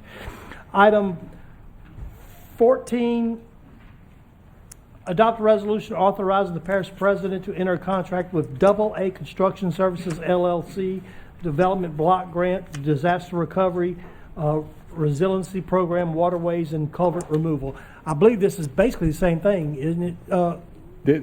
This is a $15 million contract. An RFP was advertised. We had 5 candidates that applied. It was graded in accordance to the rules, and AA Construction was chosen as the top candidate there. Where is AA from? They're local. I believe they're Livingston local. Parish. They're a local company. Okay, Yeah. so I thought. Thank you. All right. Is there a motion to adopt this resolution as well? Motion by Mr. Mangus. There, second by Mr. Ricky Goff. Any more discussion? All in favor say, hold on. See a hand. Didn't catch it there. AA is still, it's ran under, who's the owner of it? Who owns Double A? I believe it's Shane McCoy owns Double A Construction. Okay. Doesn't he also have the contract to spray the grass on the sides of the road that's supposed to be coming up for bid every year? That's correct. And it will be bidded out every year, not like quarterly? No, that contract was renewed, yes. Did it come before the council? No. Because it was billed quarterly? No, there's no quarterly. But it's billed installments like that. Oh, no, it's by invoice, not quarterly. So it wouldn't be a whole contract come out for every year. It's just by invoice that's sent in Which one are we talking about? for the spray in the ditches. No, they bill, as they spray the ditches, they bill for that. So they don't have to come through. Do you understand what I'm saying? There's no contract that y'all get to look at. Because the parish just gets it, right? And the Yeah. council don't approve it. No, it was not approved by the council. I thought that was one thing that we was gonna start doing. Well, that contract was. It's been in effect for a long time. Yes, yes. But I've been saying this for a long time, that it needs to be renewed and it needs to be brought before the council.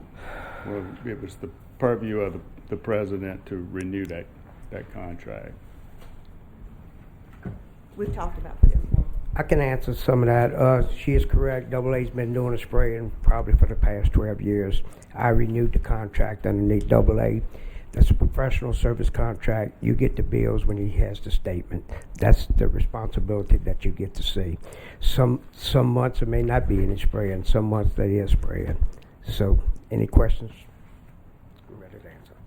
Well, I would just like to see, because it was supposed to be New Day Living, seems supposed to be transparency. I thought that this would be one thing because I talked to you about it before. Because that's chemical waste that's being sprayed. It's cancer causing. Yeah, I know the chemicals that they're using to spray is DOTD approval. It's they had got a lot of complaints on the spraying, but it was not Double A. It was the utility companies. They sub that work out to somebody differently than Double A, and they're not from the parish, the people that sub the work out. And the Hispanics that were spraying wasn't from this area, and they made some bad. They killed some people's trees. They killed some different things, and they thought it was the parish. After a thorough investigation, it was proven it wasn't the parish. Is that what you're asking? No, but what was done about my house was done by. I'm not privy to any complaints that was done at your house, but if you did. But if you have a complaint, send it to the proper channels, which is DPW, and I'm sure they would investigate it. And if you don't, But I would like for them to get these contracts and look over them. state. We're not here to talk about, this item is not about spraying, Miss Crosby. You understand that? This is about a FEMA project. Understand what it's about. But we're getting sidetracked. I mean, I don't What- mind. Get sidetracked about a lot of things. What I think she's trying to say, John, is, let me just clarify to Please, thank you. so that everybody understands. The parish president is asking us to enter into a contract with Double A Construction Services, which is a renewal of the contract. What Abby is saying is the council has not seen the contract, and that we're expected to vote to go into contract, but we have not seen it. That's what Abby is saying. Correct. I'm just clarifying And what it's she been said. going on like that for years, and we had talked about it was going to change. Okay. So that is not correct, what was just said. So let me clarify. That's not a renewal of a contract. This was done through FEMA regulations, and it was bidded on. This is a $15 million contract. Double A scored the highest, 3 points higher than the second one. The second one scored 8 points higher than the third one. The third one scored 14 points higher. Normally, y'all have this in your package. And do y'all still have it in your package? Normally that's in your package. So she's asking to see it, and that should be in your package. If it's not in your package, we'll make sure you get it, okay? I don't see it. So it was an RFQ, an RFP? RFQ. Q, okay. I think what Ms. Crosby's saying is it's two separate things. You want the spraying contract to be Present it to the council. right, but But this is not the spraying. What Mr. Delat is saying is this is, Will that be brought to the parish? but that's not anyone- the item on the agenda. Yeah, it's not on the agenda, but I answer if the chairman allows it. Sure. Any contract could be brought to any person. It's all public record, okay? You have to request it. There's thousands of pages of contracts. Some information in the contract is not privy to the public, okay? Some of that priority stuff you can't put to the public. But any contract you want to request, you can request it. And if you want to request 100 at one time, then you're going to have to make an appointment. If you want to request 1, 2, 3 at a time, we can deal with that with the people we have on base. That's a procedure to request contracts. Administration is in charge of the records that we have, administration, those contracts. There's a proper way to store those, and that's what we do. Just like you are in charge of your ordinance, and your clerk takes care of those things. The administration follows state law on what we have to do. We're not trying to hide anything. If you want a contract, it's got a procedure for it. Most contracts come to you. There's probably 12 or 14 service contracts that don't come to you. And that's basically it. So. Ms. Sandifer has a question. So I'm looking at the ordinance right here. There's a lot of information about contracts, but the ordinance says contracts. A copy of all contracts signed by the parish president and or other authorized person employed with any department or branch of the chairperson of the parish council shall be provided to the parish council office upon signing for inclusion in the official records at the council office. And we don't have it. And is this an RFQ or an RFP? Because my understanding it's an RFP. Which one now? This is the Double for A. double A. I'm getting. You talking about the spraying or the block grant for the? What's on the agenda? Spraying. We're on Well, double A. What's on the agenda? We've been talking about two different ones. That's why I got to ask which one we talking about. The spraying, or are we talking about the 15 grant, million? the block The grant. grant. FEMA disaster. Okay, I answered incorrectly because my financial director says it is a RFP, not a Q, but a P. I answered incorrectly. Okay, and the ordinance says request for proposals, RFPs. The parish council shall approve all requests for proposals prior to any publication by any department or branch of the chairpersons of the chairperson of the parish council. Ms. Sandifer is correct. And that was approved by you before it goes out, yeah. Okay. For this particular grant. This was approved by the Yes. council? Anything else? I just want the contracts. Request it. Come look All at the it. Come contracts do it. should be submitted to us by your office. So listen, you got the same Attorney General's opinion, the same legal advice I got.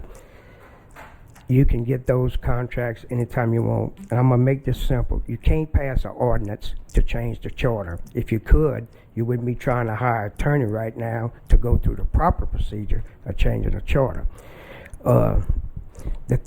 You can do all kind of things with an ordinance, but you cannot change the charter with an ordinance. And that's what you state in there. I don't understand. I really don't understand what you're saying. And I'm not surprised. Can let's you please move help on. me understand? I'm asking genuinely and that item's sincerely. coming up on the agenda in a I can minute, do the so- best I can, but I'm limited. But we're not talking about that right now, so You're not talking about what, Ms. I'm talking Sandifer? about Very few contracts, people Mr. know what Gillette. you're talking about. Very I'm few. talking about contracts. Okay, that's what we're talking about then, if that's what you want to talk about. And we're asking them to come Who's to we, man? the council, Asking what? that we see all of the contracts. See all of them anytime you want to. Come to the office. We need your office to send them to our office. Well, what you need like and the what you're going ordinance to get is going to be two different states. things. I have to follow state law and the charter. I don't have to follow your wimps. I'm so sorry that you feel the need to speak that way. I Well, when I need you get to know attacked that daily, when I get there's attacked no. daily from you, it's Okay, hard. let's move on. Y'all, we have a motion. We have a motion and a second. Well, we're not talking contract. We're talking about this specific one. We have a motion and a second to adopt this resolution for the community development block grant disaster recovery. Yes. A motion by Move Mr. the Mangus, question. second by Mr. Goff. Ms. Sandy, you want to call for the vote? Yes.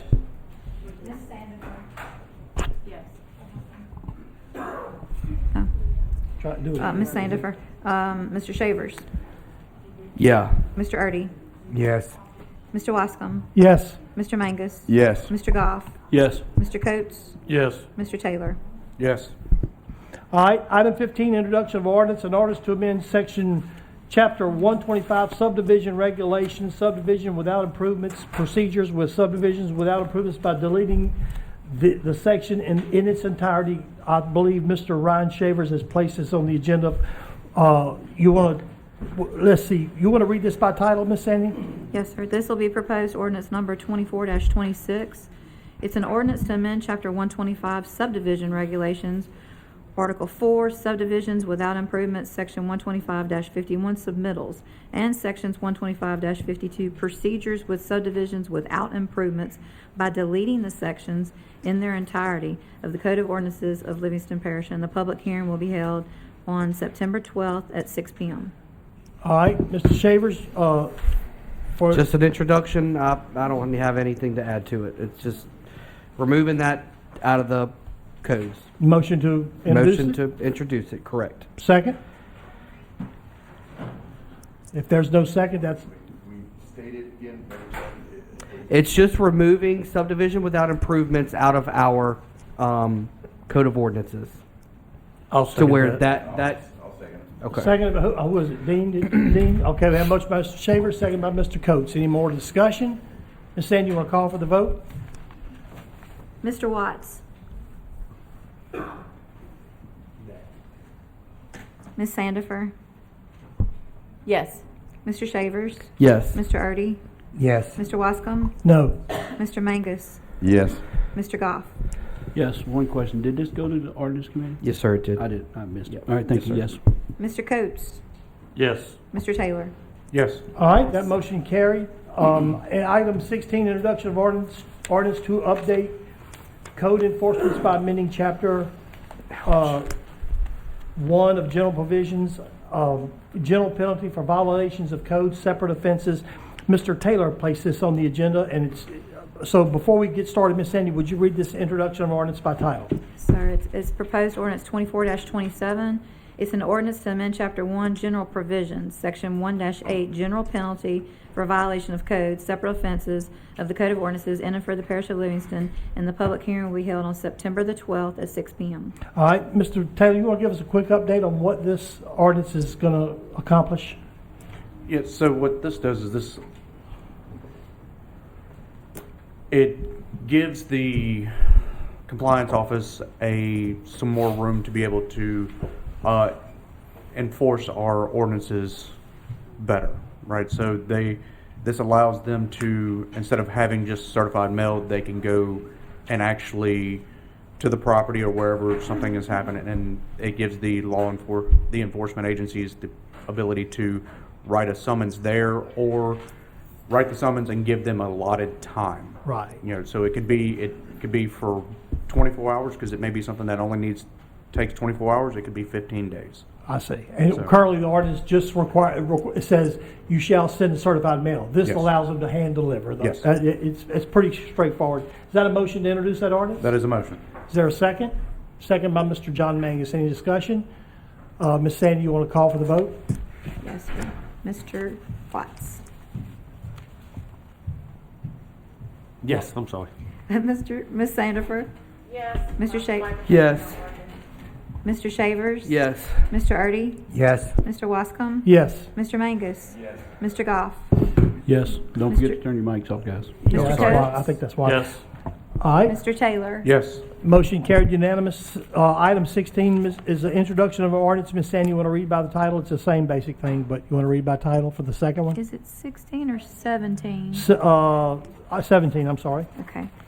This will be proposed ordinance 24-28, and it's an ordinance to amend Chapter 74, Vegetation, Article 4, Grass, Weeds, Brush, Debris, and Trash, by amending Section 74-89, Notice to Abate Nuisance, Penalty for Noncompliance, Section 74-91, Right of Parish to Abate Nuisance, Recover Costs from Owner, Section 74-92, Extensions of Time in which to abate nuisance or health hazard, Section 74-93, refusal of certified mail, and Section 74-95, administration and enforcement of the Code of Ordinances in and for the Parish of Livingston, and the public hearing will be held at 6 p.m. on September the 12th. All right, you want to touch space on this one? It falls in line with the first ordinance that we just introduced. It just updates all of those sections. And it allows the parish, it defines who's going to be the one that's Yes. going out and serving the summons or whatever. Yes. That's really all you've added That's all to it's that. that's all it's doing. Is that a motion? That's a motion. Second by I'll accept. Mr. Joe Erdy. All right. Any more discussion? All in favor say yes? Yes. Is there any opposed? That motion carries unanimous. Thank you. Item 18, introduction of an ordinance. This is to amend the council pay staff. Ms. Sandy, you want to read this ordinance by title? Okay, this will be proposed ordinance 24-29. It's an ordinance amending parish ordinance 12-50 and parish ordinance 16-17, establishing the method of payment and providing for the full-time status of council clerk and deputy clerks and making salary provisions as set forth more fully herein. And the public hearing will be held on September 12th at 6 p.m. Thank you so much. I'm the one that actually had this placed on the agenda. The thing unique about the Livingston Parish Council and the clerk and the deputy clerks, as opposed to the parish presidents and the administration, every salary is set by the parish president. Ultimately, he can make the decisions, and then he gets put in the budget, and then the council ratifies that. But the parish president sets all the salaries for all of the parish employees, except our home rule charter says that the council has to set the salaries for the council members, the council clerk, and the deputy clerk. And just without going into a bunch of stuff, Miss Sandy and Miss Caroline have done a great job, and just it's been years since there's been an update. So before we can even get the parish president to increase salary, it needs to go to the budget, and before we can get it to the budget, it needs to be adopted by this council. And before we can adopt by the council, we've got to have an introduction to start the process to happen. So I'd like to recommend that we get a motion to introduce this, and then we'll pick it up for adoption at a later time. Motion by Mr. Mangus. I'll second it. Second by Mr. Taylor. I Is have there a question. Mr. Shavers. Has this gone to the ordinance committee? The answer is no, it has not. Can it go to the ordinance committee? If we're writing an ordinance, can it please go to the ordinance committee per our resolution? It could go to the ordinance committee. But this is not the purpose. The ordinance committee is the purpose of to critique and build an ordinance around situations. This is either a yes or no kind of thing. I mean, the ordinance is it's not like you say, it's not like building a field art ordinance or a zoning ordinance or where you have to get all the input to really write the ordinance correct. This is just a simple. It's a housekeeping ordinance. Right, it's a and housekeeping I agree ordinance. with you on And that so aspect it doesn't of it. really need to go to ordinance committee. But I don't know if anybody saw the email from the administration. It does not appear that we can. Is that the way I understand that email? No, we can. I mean, we are. Matter of fact, they don't get raises unless we do it. So your question, can we do it without going to the ordinance committee? No. Okay, so there's two parts to what I'm saying. One is I would like to see it go to the ordinance committee and be digested with some more input from Mickey McMorris and Randy DeLapp. Maybe it should go to the finance committee. Or finance committee, right. But it's still an ordinance. Secondly, we got an email this afternoon. And look, I'm not here to speak out against giving these guys raises. Y'all don't know the hard work that they put in for us, okay? I'm not trying to kill what John Wascom is doing, so please don't take that as that. What I'm just saying is we got an email sometime today that states that it is not in the budget to give them a raise from what I understood. Now, Randy is here, Mickey is here, they can speak on it. But that is my understanding of the email this afternoon. So basically, guys, you already approved the budget and you already put what was going to be in salaries for the budget. So if we even had the ability to do that, which we don't have the ability, you would have to lay people off. You could pick which one, 2 or 3 you want to lay off, but you would have to lay people off. When we present the budget and you want to give these clerks a raise, whatever it is, 10 cents or $20, I don't care what it is, then that that can happen next year. That can happen. This year you can't. There was no surplus. There's a shortage. So when she comes in October and says you're expending this year, you expended all your budget, your salary money, then I got to come here to you and say, where are we going to get this money at? Because you're going to have to lay some of your employees off. Let me echo what Mr. Delat's saying. He is correct in that, you know, he's got to find the money in the budget. But if he come to us tomorrow and if he found the money tomorrow, he still couldn't do it because our home rule charter says he cannot give these ladies a raise unless we adopt it by ordinance. So I'm just telling you, his hands are tied. If he wanted to, he can't do it. This ordinance has to be passed for them to get a raise. So this is just the first step in getting these ladies a raise. If I may, let me go ahead, John. I'm sorry, Mr. Shavers. If I may, these ladies are the council. They do so much. I wouldn't know how to conduct myself accordingly in this position without their help. Same as your administration has been unbelievable and helpful. If we don't have the money, then we don't have the money, but I think we need to make the effort. I know what it's like as a school teacher. We went 12 years without a raise from the state, from Governor Foster all the way through the John Bell Edwards. And I think that if we can, we should try and make that effort. I agree with you, John, and I'm with you. They need it. I'm just going based off of an email that was sent this afternoon or this morning at 11:30 that states the above received 50-cent annual raises like all other Livingston Parish employees on January 1st of each year. The salary increase exceeds the budget. Council employees have received the same yearly cost of living increase as all other employees. I'm just going based off of that. Again, I know they deserve it. I'm with them. I just, want it to go through the proper procedures like every other ordinance does, and to have more input and to digest this as every other ordinance goes to the ordinance committee. That's all I'm saying. Because I knew that when we did that resolution that all ordinances go to the ordinance committee, that we were going to pick and choose what did and what didn't. And I'm very passionate about that ordinance committee. It's a great committee to have, and we do discuss things with the public. And I know this is a housekeeping ordinance, but I'm passionate about that ordinance committee and everything going through there. It can still go to the ordinance committee, can it not? It can. We just introduce it and we can go there. We did we not We've done do like that. the entire development agreement? We introduced it and then sent it. So I think that's fine. May If I we can do that. May I interject for just a second? Mr. Goff. So, both of y'all are correct. Y'all have heard Mr. Delat say before he has to recognize that there's an excess revenue, so you can change it in the budget. So this is a line item in the budget. I'm not opposed to it going back, but I think the proper direction is for the finance committee. I think it is, like John said, it's an ordinance that is out there. And Home rule charter.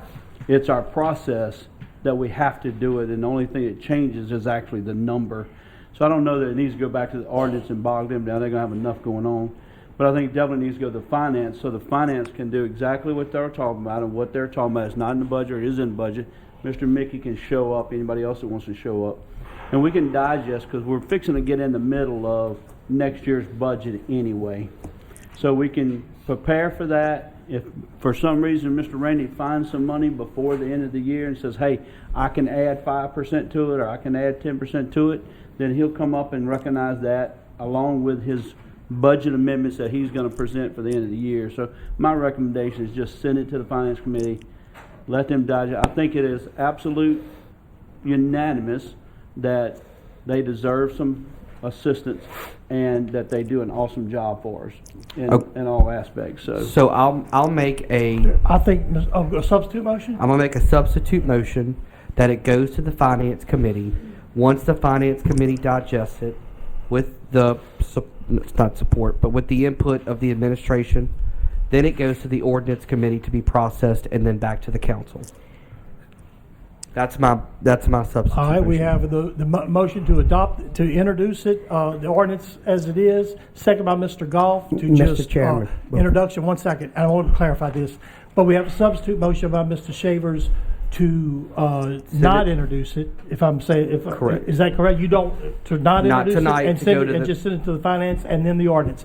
Let's see if there's a second on that real quick. All right, Mr. Shavers' motion's died, so we'll go back to this one, now discussion on this ordinance. Okay, I just want to add a little more information. We lost probably our best employee to y'all because y'all pay $7 more an hour and less work. We got a good one. We got a good one now. But I want to just bring this to your attention. All the clerical people that do this work in our parish, they average at $18.83, and that was averaging y'all's clerks in that too. That's what our rate is, $18.83 for a clerical person. But if you look down, further down, we got operators that make $16 or $20. That's the hardest job position to fill. That's who cleans the ditches, fix the roads. Whatever we able to give your employees, you can say $5 or you can say $55 an hour. If it ain't in there, it's not in there. But whatever raise these employees get, I have to bring my employees back up to you. So it's not just finding $10,000 per person per year for your 3 employees. It's going to, the 167 other employees is going to get the same raise these people get, and they're already underpaid where you at. So we're going to be talking about hundreds of thousands of dollars. Well, when it comes up to the finance committee, maybe you can, But y'all have the you can send a information. representation to the Yes. finance committee to find salaries increases for the anytime. administration employees as well. But- Anytime. I'd like to make a substitute motion that we send it to the finance committee, and just so you know, Mr. Delat, I have every single raise and every single person's salary right here, and you and I'll sit down and talk about where we're level and where we're not level. But I'm done. Can you? We'll call for the vote. Ms. Sandy, you want to call for the vote for the introduction of the ordinance? For the original one For the- with Mr. Mr. Mangus' Mangus. Wait, I Mr. thought Taylor? Ricky made a substitute motion. Well, he didn't. Well, that was you already seconded that motion. So, you don't want to introduce the ordinance? So you want to make us? You want to withdraw your second to send it to introduce the ordinance? Because you seconded it. It was to go to the finance. My motion, if I'm not mistaken, No, was he not- made the motion to introduce it. You seconded it. Yes. Is that right? Who seconded it? I had Billy Taylor. Taylor seconded it. Okay, so now you want to make a substitute motion? Yes, sir. We Which got it is the right same now? one And I'll Ryan just second made. No, it's that. not. Okay, what's your substitute motion? My substitute motion is to send it to the finance committee. And not introduce it tonight? That's correct. Okay, is there a Well, send second it to the that? finance I'll committee- second committee. that. Okay, Let second by them- Mr. Let them Shavers. digest it. When it's done, instead of it going on to the ordinance committee like what Ryan was saying, because it's a formality part, goes to the Just the finance finance committee. committee. It digests, it gives us all the opportunity, including Mr. Delat, to have a good digestion of this. Gotcha. And we put something that's proper in the budget. Okay, you want to call for Mr. Goff's motion then? Okay. And Mr. Shavers second his. Mr. Watts? Yes. Ms. Sandifer? Yes. Mr. Shavers? Yes. Mr. Erdy? Yes. Mr. Wascom? No. Mr. Mangus? No. Mr. Goff? Yes. Mr. Coates? Yes. Mr. Taylor? No. All right, I think that motion carried, didn't it? Yes. So that ordinance will not be introduced tonight, and it'll go to the Finance Committee. All right. Item 19, public hearing and adoption of ordinance number 24-24, quit claim servitude revocation for Joshua Daniels. This is in District 2, Mr. Shavers. Is anybody here to speak on it? No, I'm just meant like as far as the property owners. But So, real quick, let's read by title. Go ahead. Ryan, Ms. Sandy, you want to read item 19 by title? Okay, this is the public hearing for 24-24. It's a map showing revocation of a 60-foot all-purpose servitude located on Lot 5C2A1, located at 363-305 Ruby Moore Road, Denham Springs, Louisiana, located in Section 45, Township 5, South Range 3 East, Greensburg Land District. Livingston Parish, Louisiana, for Joshua Daniels being more particularly described herein. All right, Mr. Shavers. So it went to the planning commission. They recommend approval, and I know we introduced it at the last council meeting.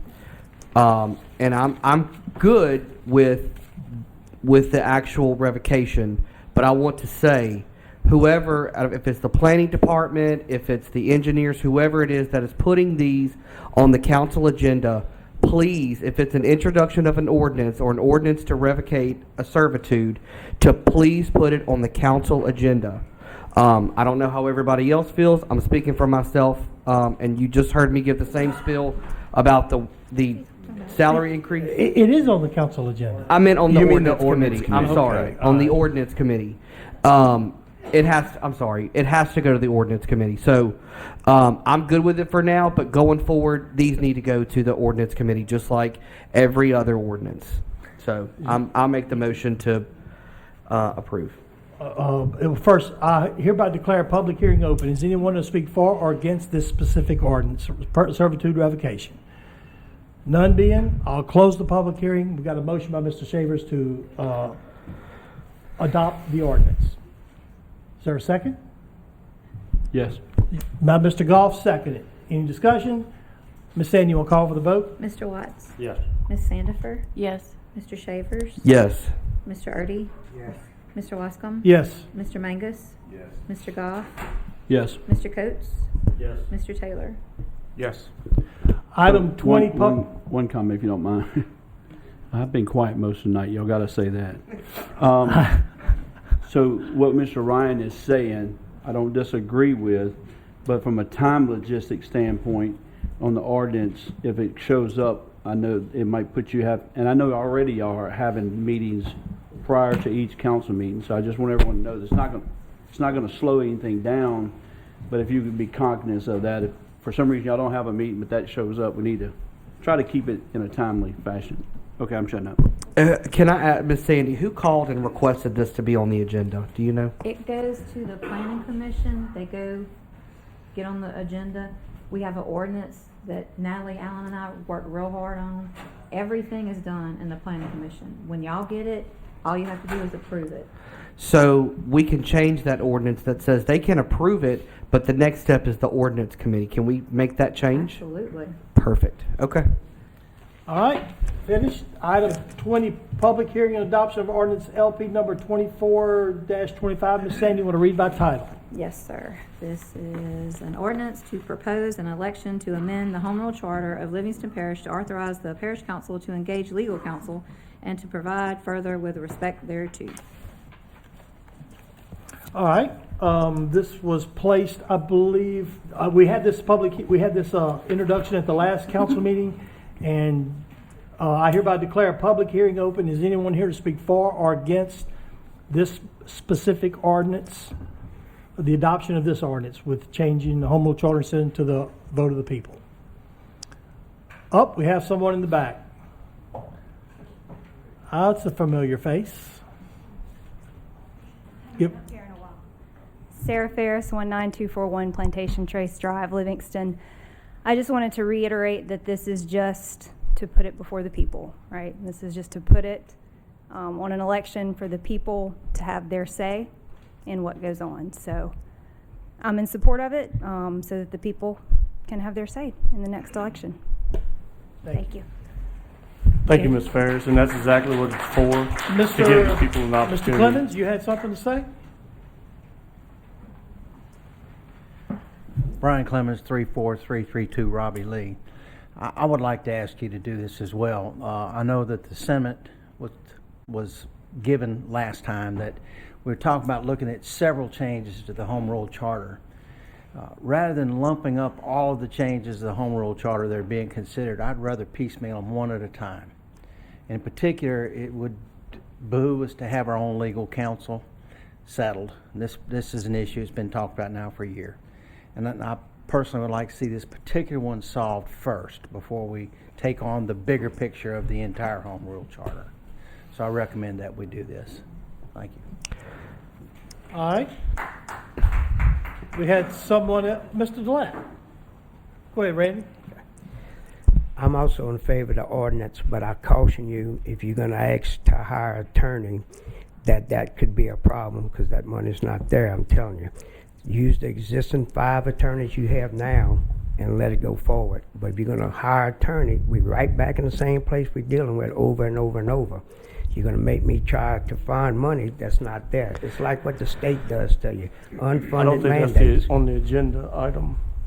We're not looking to hire, we're looking to bring it to the people for a vote.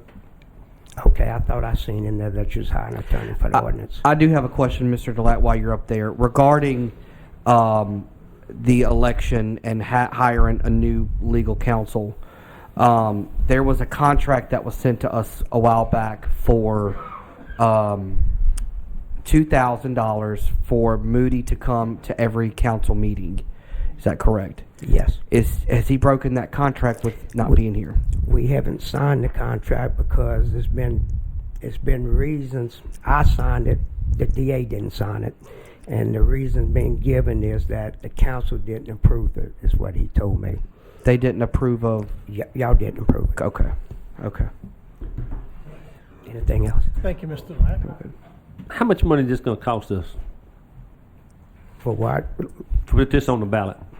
Anybody got a firm price? Yes, right know, now, I we have don't have all a that firm price. information. We have 12.5 is what the clerk of court told us it's gonna cost at this time. If there's a runoff election on the congressional level, then it may not cost us anything. You understand what I'm saying? We have a November. I understand. The more, the cheaper. No, if we have a congressional delegation that's having a runoff, they cover all the costs of that election. Oh, okay. So, and we already have 3 items that we've all approved to be on that ballot.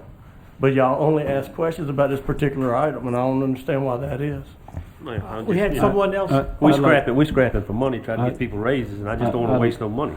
That's all I'm trying to get a point across. We had someone else. That's out of a Oh, hold different on, let's budget. go ahead, Ricky. So my comment, I mean, we're still in public hearing right now. If y'all, I mean, I'll give everybody up here a chance to speak, but if y'all good with it, let's finish the public and then we'll come back to the council. I want to answer Mr. Dean's comment. Well, go ahead, question. Ricky. You have the floor. Thank you, I appreciate it. So, I've never said that I was against this particular request of the people. I will never stand in the way of the people having a voice. What I have said that there's multiple things within the charter that we really need to look at. And I think y'all are starting to see a lot of those things. And my suggestion was very simple, was to try to put more of those things together, even if it's more items on the agenda as more propositions, and on another ballot that has multiple things so we can minimize the cost. That's all I'm saying. So whatever the wishes of the council is, I'm not opposed to putting this on the ballot for the people. I'm opposed to putting the one single thing on the ballot and then coming back. I just simply said, let's put a little committee together, digest the charter as a whole, and get some input. So hopefully we'll continue to do that at some point in time. Let's go back to the public All right. hearing now. Mr. I tell you, hold on, Jamie. This gentleman's raising, he's been patient. Come on up. Give us your name and address. I'm sorry about that, but yeah. We Yeah, just, Trey Cowell, 16417 Kenshin Road, Livingston. And I just want to say I'm in favor of this going to the ballot. I think that the people voted for change in November. I think this is a huge step to maybe giving y'all a choice to maybe continue the changes that Livingston needs. You know, there's a lot of things going on in the council right now. You know, other attorneys have been hired already. Groups are being hired to help us out. So I think it would open up a choice for y'all. You know, and I think the sooner you can get it on there, and the people make a choice to continue to make changes at the polls, then it also helps free y'all up at the same time. And so, you know, we want to get a lot of things going fast. Then I think this could be something, another tool in y'all's box to use. And so I would encourage to let the people make the choice if they want change or not. So. Thank you. Mindy Starkey, 29612 Georgia White Road, Holden, Louisiana, 70744. I've been to every one of these meetings where this has been discussed, and everybody that's got up here from this audience and spoke on it has been for this. Not one person has got up and spoke against this. Thank you. Mr. Sandifer? Jamie Sandifer, 24411 Oma Harris Lane. After the last council meeting, I did some research as well. I contacted the Secretary of State's office. If you do this in December, you're on a ballot. You've already got an election. You're splitting it between all the other taxing districts and elections that are on the ballot. At the last council meeting, it was discussed. Let's wait, review it, and do it in the spring. If you do that, you may end up being the only thing on the ballot and have to foot 100% of the bill. Or at best, you might be splitting it with the March election with the juvenile district judge, and then you're paying 50-50. So money-wise, the best decision is to do it in December. You also have, as Mr. Coates said, the possibility of having zero cost if there's a congressional runoff. And as far as the cost of the attorney, that should be not additional cost. That should be paying one attorney instead of another attorney. So net cost should not be a change. I think that's everything. So I'm in favor. Thank you, Mr. Sandifer. With anyone else from the public, and with that not being, I'll go ahead and close the public hearing. Mr. Erdy, you have something? Yes, I do. I think when we think of history, we always think of in the past, but that's not necessarily true.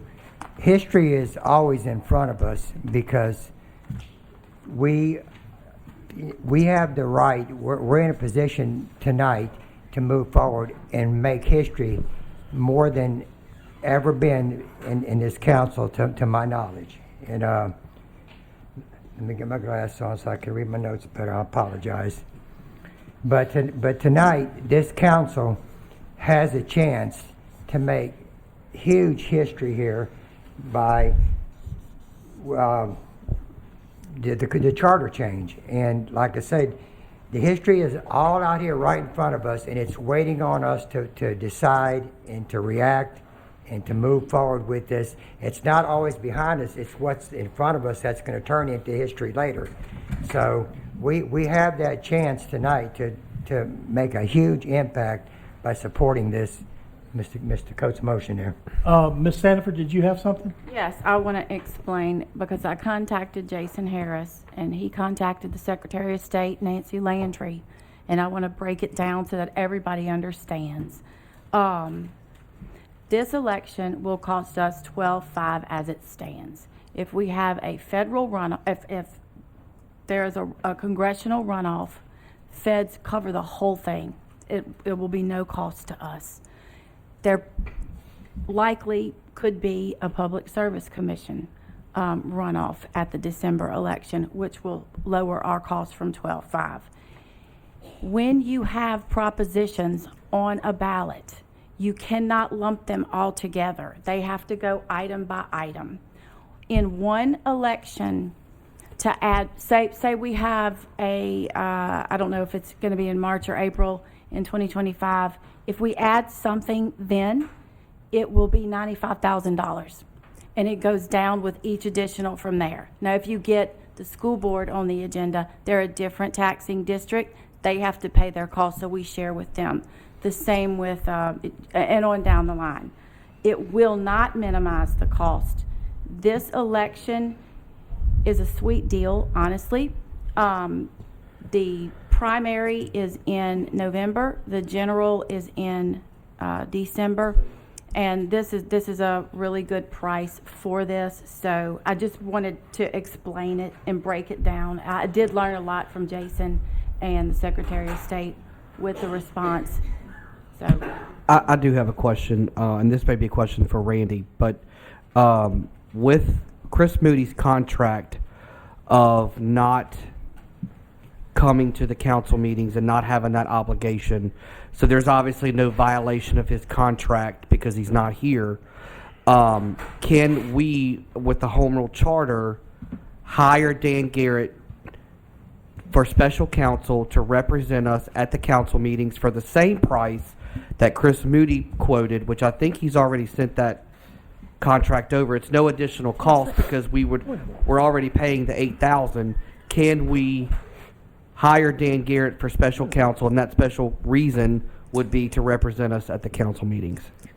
Point of order, Mr. Shavers, can we just do this ordinance first and I understand your point, but can we vote on this one first? Yeah, that's fine.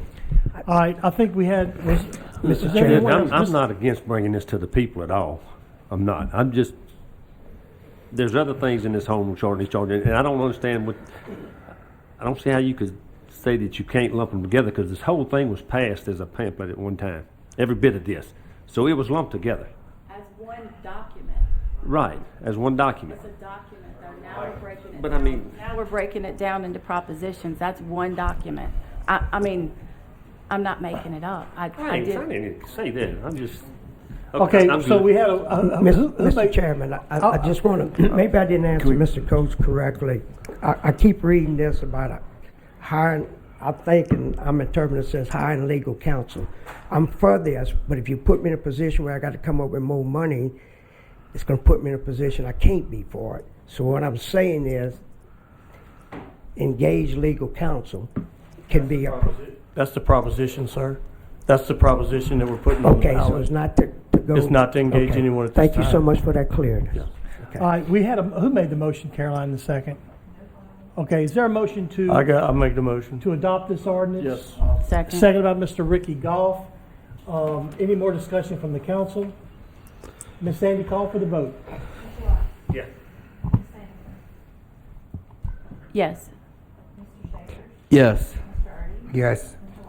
Yes. Yes. Yes. Yes.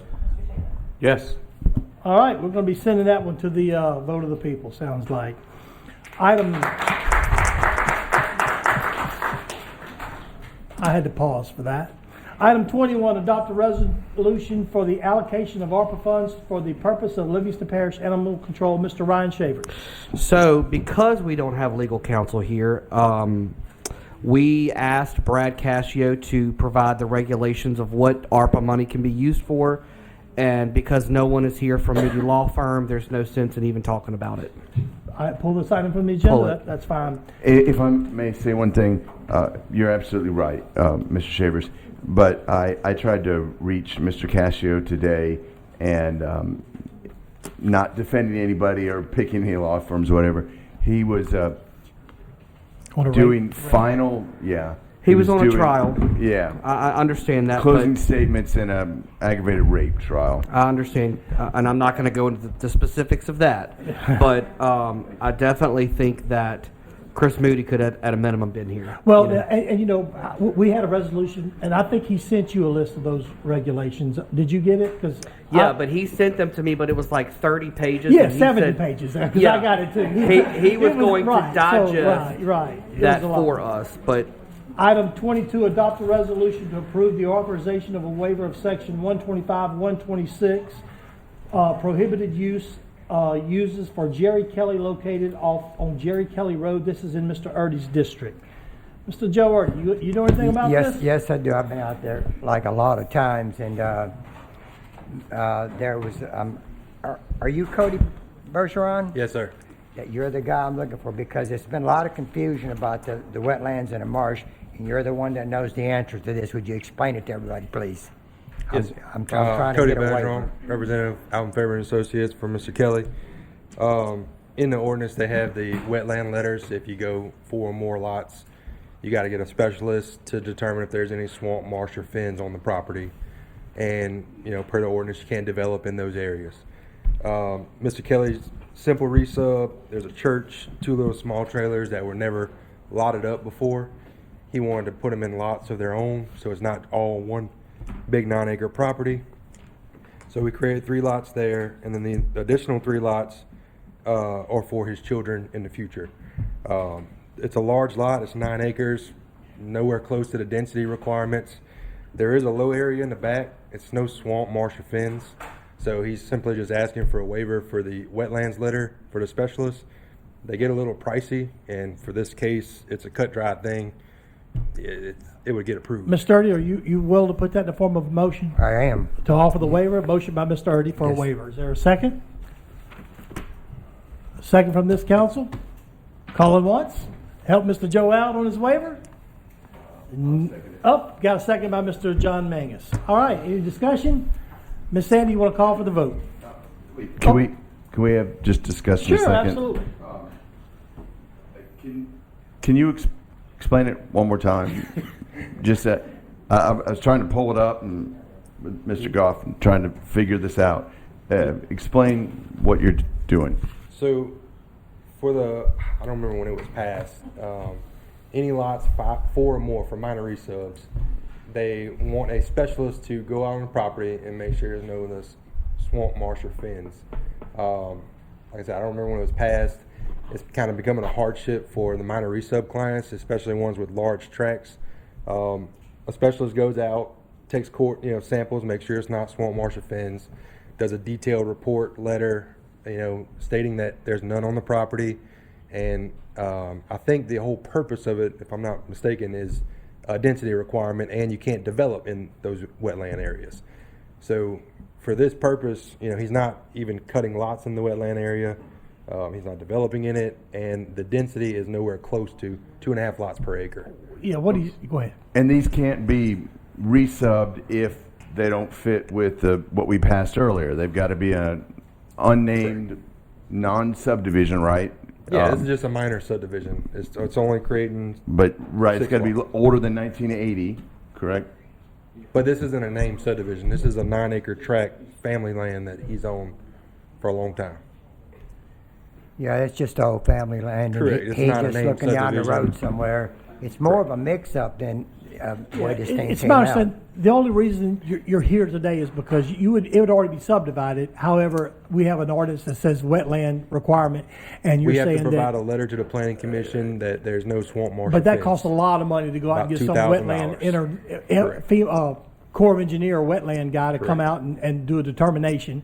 They're averaging close to $2,000. And the intent of that ordinance was to protect against density and building in swamp, and you're not meeting any of those things. So Not even I understand what you're saying.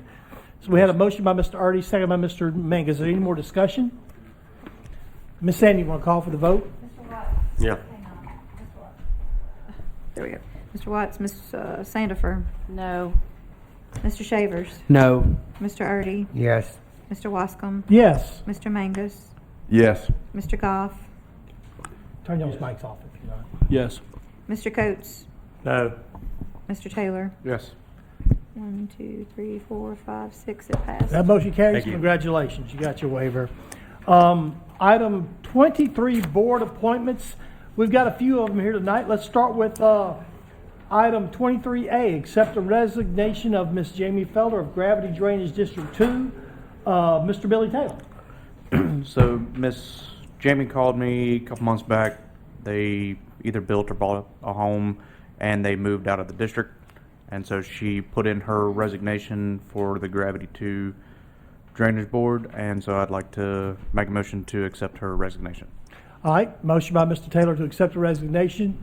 I'll second it. Second, all right, by Mr. Shavers. Any discussion? All in favor say yes. Yes. Yes. Yes. Any opposed? That motion carries. Do you need to appoint someone? I have an appointment, Allie Castle, for anybody that wants to run for an office and wants to serve their community. So she wants to go on this board, and she's going for a business degree in finance or whatever it is. Motion by So Mr. Billy Taylor for Allie Yeah. Castle, second by Mr. Dean Coates. Any discussion? All in favor say yes. Yes. Yes. That motion carries unanimous. Miss Allie, are you here? She's not. She's not, all right. Item B, appoint a member to the Gravity Drainage. Okay, that would be that's oh, no, okay. So that took care of 23A and B, if I'm correct. Is that right? Okay. 23C. This is I asked this to be on the agenda. It's the same thing. I have a gentleman that's been on Parks and Recreation District 3. The gentleman that preceded me in this parish council put him on, and he's a fantastic guy, Mr. Jay Mallett. He's you just don't find a better person than this, and he's done a great job. Well, speaking to him the other day, he said, "John, I'm about ready to do it, to get off, and I could play some more pickleball with you if I wasn't on the park board." So I said, "That's fantastic." So I'd like to recommend a motion to remove Mr. Mallett. Motion by Mr. Mangus, second by Mr. Lonnie Watts. Any discussion? All in favor say yes. Yes. Yes. Any opposed? That motion carried unanimous. And for the replacement of that board appointment, I would like to recommend for my appointment to that board someone who has given their heart, their time for this community. In Denham Springs, they do a lot, and that person happens to be here tonight. And I cannot, my words cannot tell you how much I'm impressed with the things she's done for the people in that community. Miss Andrea Bell here tonight. So is there a motion to appoint Miss Andrea? Motion by Mr. Mangus, second by Mr. Ricky Goff. Is there any discussion? All in favor say yes. Yes. Yes. Yes. Any opposed? That motion carried. Miss Andrea, congratulations. You are now a member of the Park 3 Recreation. Congratulations. I'm excited to have you on there, Miss Andrea. You're going to be great. Oh, I know. Stop. You got to come to the microphone. Yeah. Yes, come on. No one's gonna believe this if you don't say it in the microphone. Hello. We make history tonight. The first African American female in 51 years appointed to Parks and Recreation of Denham Springs. So thank you.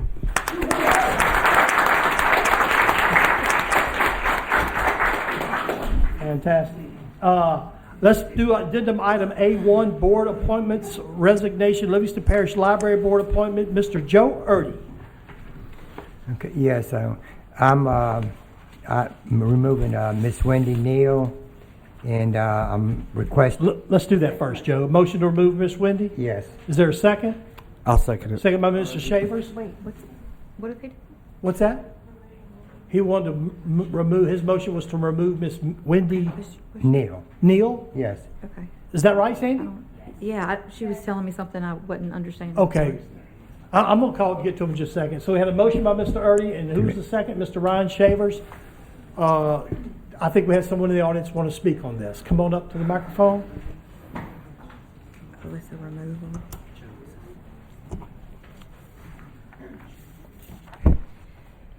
Hi, my name is Marla Elsey, 30933 Creek Bend Avenue, Denham Springs. Remove. Go ahead. Pardon. Oh, sorry. I recognize that what I'm about to say won't change one single mind. Frankly, I'm simply here to get this on public record so that it's shown that someone disagrees with this move. Mrs. Neal is a conservative Christian woman who serves the board for no other reason but her love for the library in our community. She has done nothing to prompt a removal. You've got board members who will interrupt and disrespect other board members and the public, and you leave them in place, but you remove Ms. Neal. There's no reason whatsoever to remove her from the board except as an attempt to stack the votes in the direction that you'd prefer to see them go. For more than 2 years now, there's been a small but loud group of people who've been working to convince the public that unsavory things are afoot at the library, but they are not. People bring in book after book and claim that they're sexually explicit and they need to be removed from children's access. And then the library board turns to Mr. Cascio for legal advice, and he tells them, no, these books do not meet the legal requirements of sexually explicit, and that there could be legal ramifications if they cross certain lines. But then some board members still vote that it's sexually explicit anyway, despite what Mr. Cascio advises.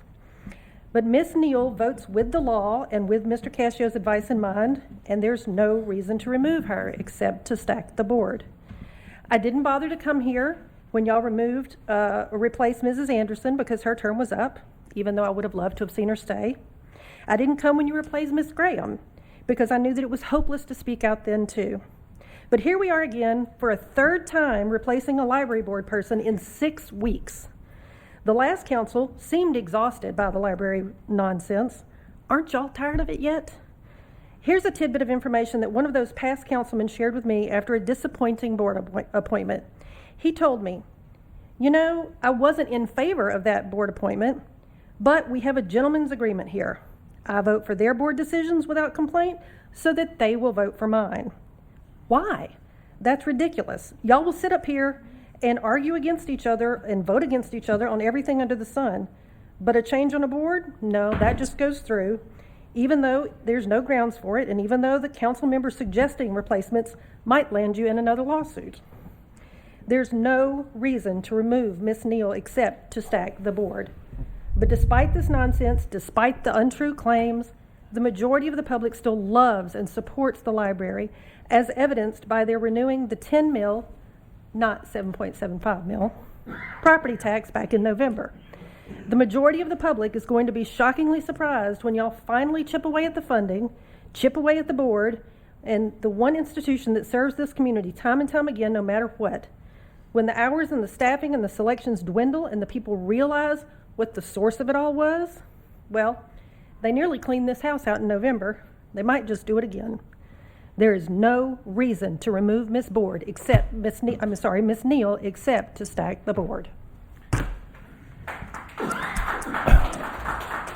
Ms. Ball, that was very articulate and very thorough. So we had a motion by Mr. Ernie, a second. Oh, we have a second by Mr. Shaver. We had someone else to come speak?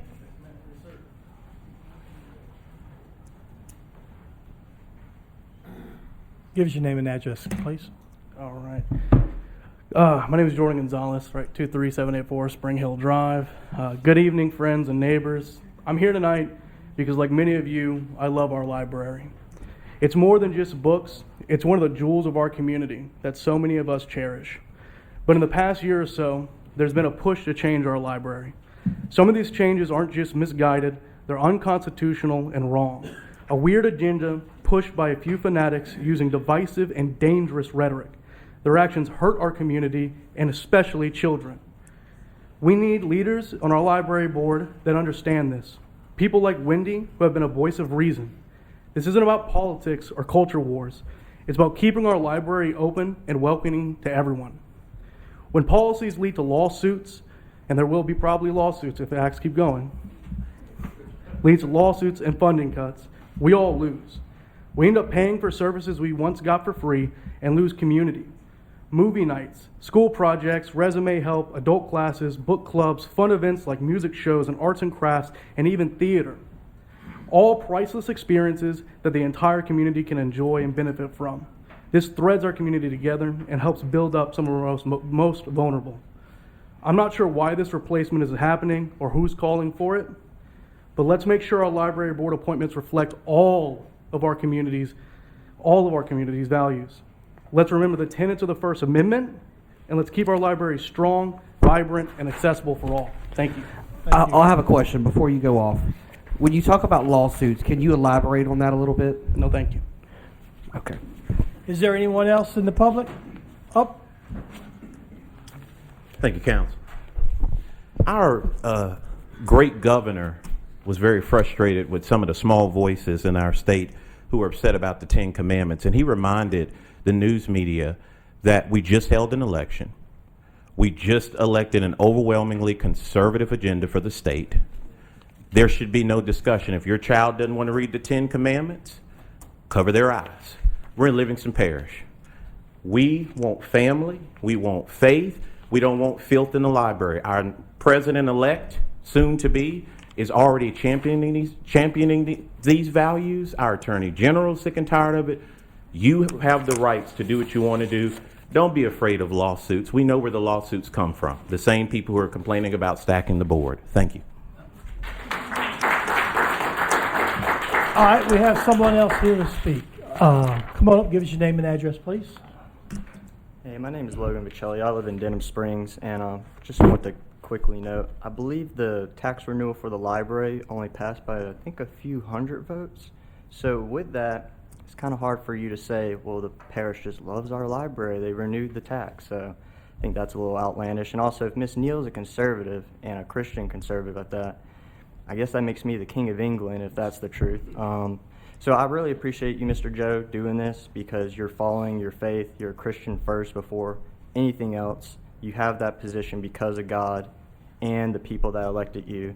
And just like the gentleman in the back said, we need to represent everyone. And that's exactly what's happening, like Mr. Larry said. We just had an overwhelming government statewide and parish-wide be elected to change, and we want it change. Someone talked about the last council not doing anything because they were tired about it. Well, that's why you all were elected, because we were tired of nothing happening in the libraries.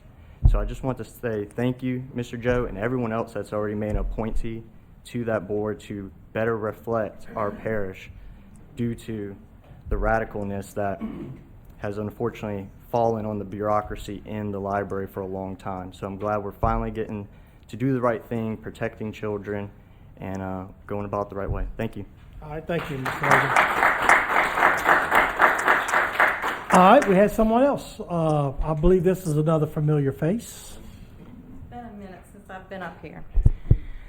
Jennifer Holden, LA Trace Road, French Settlement.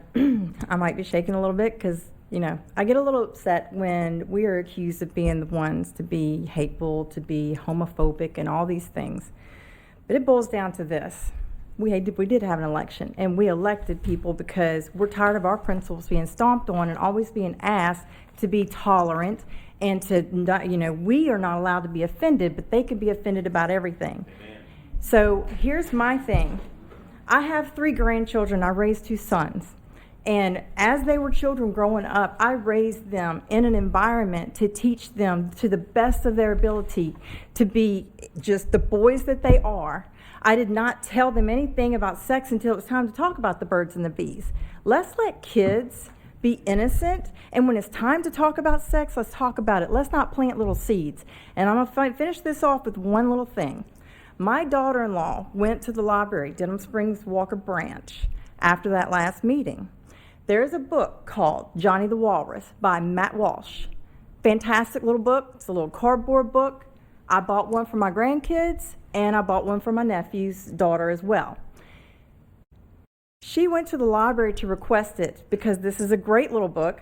After that, library decided, let me look and see if that book is in the library. To my surprise, it was not in the library.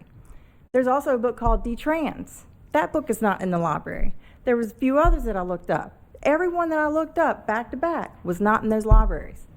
So my thing is, let's not be one-sided about it. If you're going to have something, have it all. When she went up there to request, they looked at her as soon as she said Matt Walsh, because we all know they hate Matt Walsh. As soon as she said Matt Walsh, the woman looked at her and just like started asking her all these questions. Is it an asset to this library? Why would you want this in the library? They all but interrogated her over a book for it. Now, we all heard about how this book is just about a child wanting a haircut. Well, this book is just about a child that wants to pretend to be a walrus and finds out that, you know what, you can't be a walrus. That's considered offensive, but we can't be offended by that. So I'm sorry if I don't have a bleeding heart that is just ready to keep tolerating anymore. My grandkids matter, and so does every other grandkid in this daggum parish matter. I'm sick of it. We need to stop this tolerating and always being the ones that get rolled over. God does not want this for our kids. Amen. I do not care what that means to anybody else. All right, let's do one more. Come on up, give us your name and address, and we'll try to wrap this up if possible. My name is Deanna Charette, and I live off of Fairlane Drive. I spent 20 years in the military. Hey, ma'am, talk. Okay, talk I spent 20 years in the military fighting for the First Amendment, the Second Amendment, the 14th Amendment. And if we look above the library where you go in, it says that you have to have a parent or guardian in the children's section with you. I am all for protecting our children, but when you have a 5th grader get pregnant, when do you sit and say they need to learn about the birds and the bees earlier? That is the parent's responsibility, yes, but it's the parent's responsibility to overlook what their child is reading in the library. So if you're not going to stand over their shoulder and micromanage your child to make sure they don't go into a young adult section, that the Miller test with the Supreme Court has said 3 sections have to be met to be pornography. If you're not going to follow the Supreme Court, then what are we doing in a democracy of a country that I served and many other people served to protect and gave our lives for? Thank you. All right. You've already spoke. I'm not calling 2 people. I'm not calling you up twice. I gave you a chance. You can. Matter of fact, you've been up here twice. Give us your name and address. Jim Norred, 11093 Johnson Road in Denham Springs, District 6. Just one thing, you seem to be missing the point here. The library board members are appointed. They're not elected. The people do not have a voice in their being on that board. You do. And the people in the parish hold you responsible for those actions. The library board reports to you. And they serve at your pleasure. All this other stuff is, you're arguing back and forth about a lot of things. Use your authority. Make a decision, one way or the other, and the voters will remember it. Thank you, Mr. Wright. All right, so we had a motion and a second. All right, come on up. This is going to be short and sweet.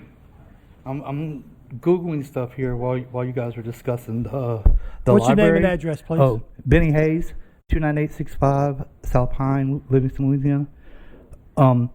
Potter Stewart, this is a Supreme Court justice, was asked to describe, hang on, I want to read this to you.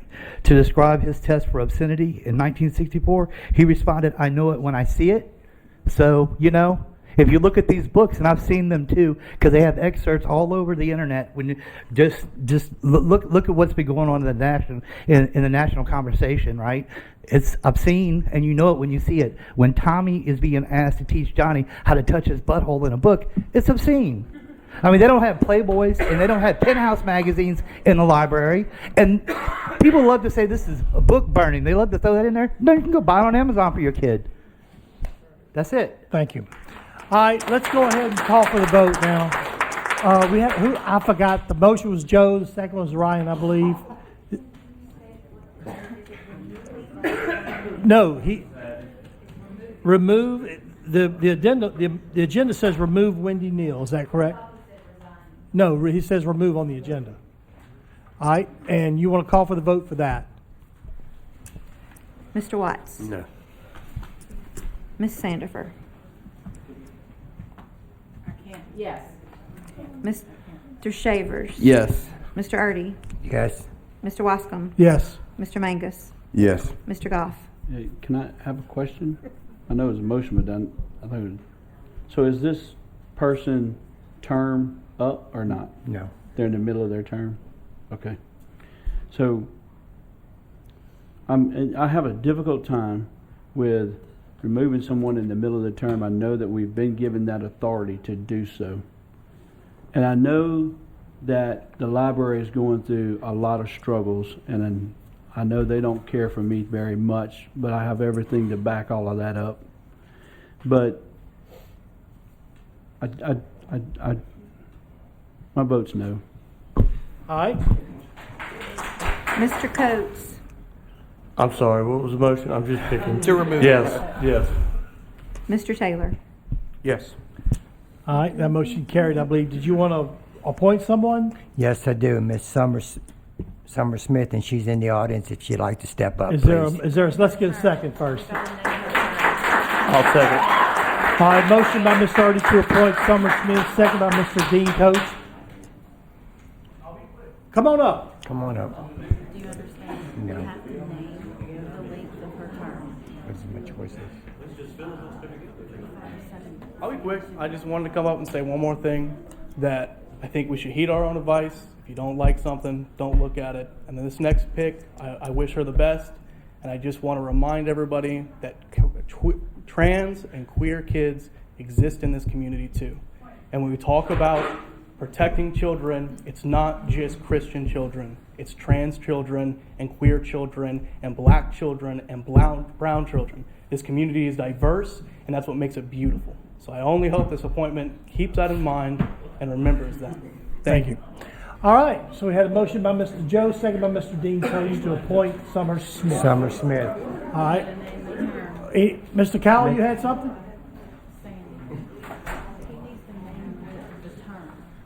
Trey Cowell, 16417, and I would be in favor. Hold on 1 second. Hold on. Okay, go ahead, Trey. Be in favor of Mr. Erdy making this choice. I'm in favor of this because there are some books that are dangerous to children's lives.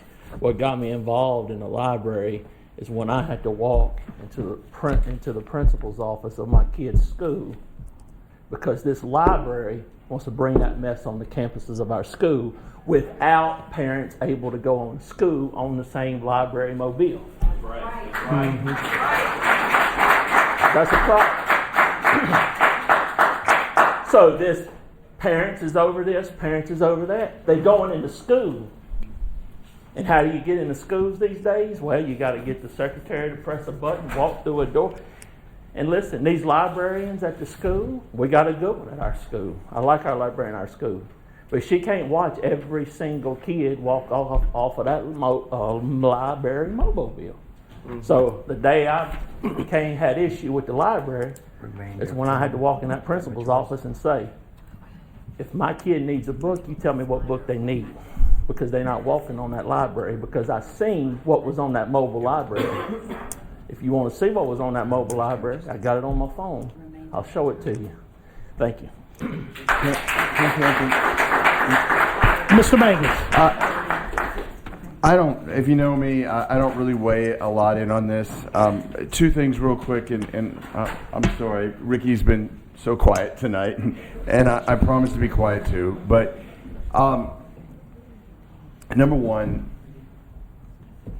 it was mentioned earlier, and I do respect the young lady's opinion about board appointees and gentleman's agreement and all that, and none of us have done that.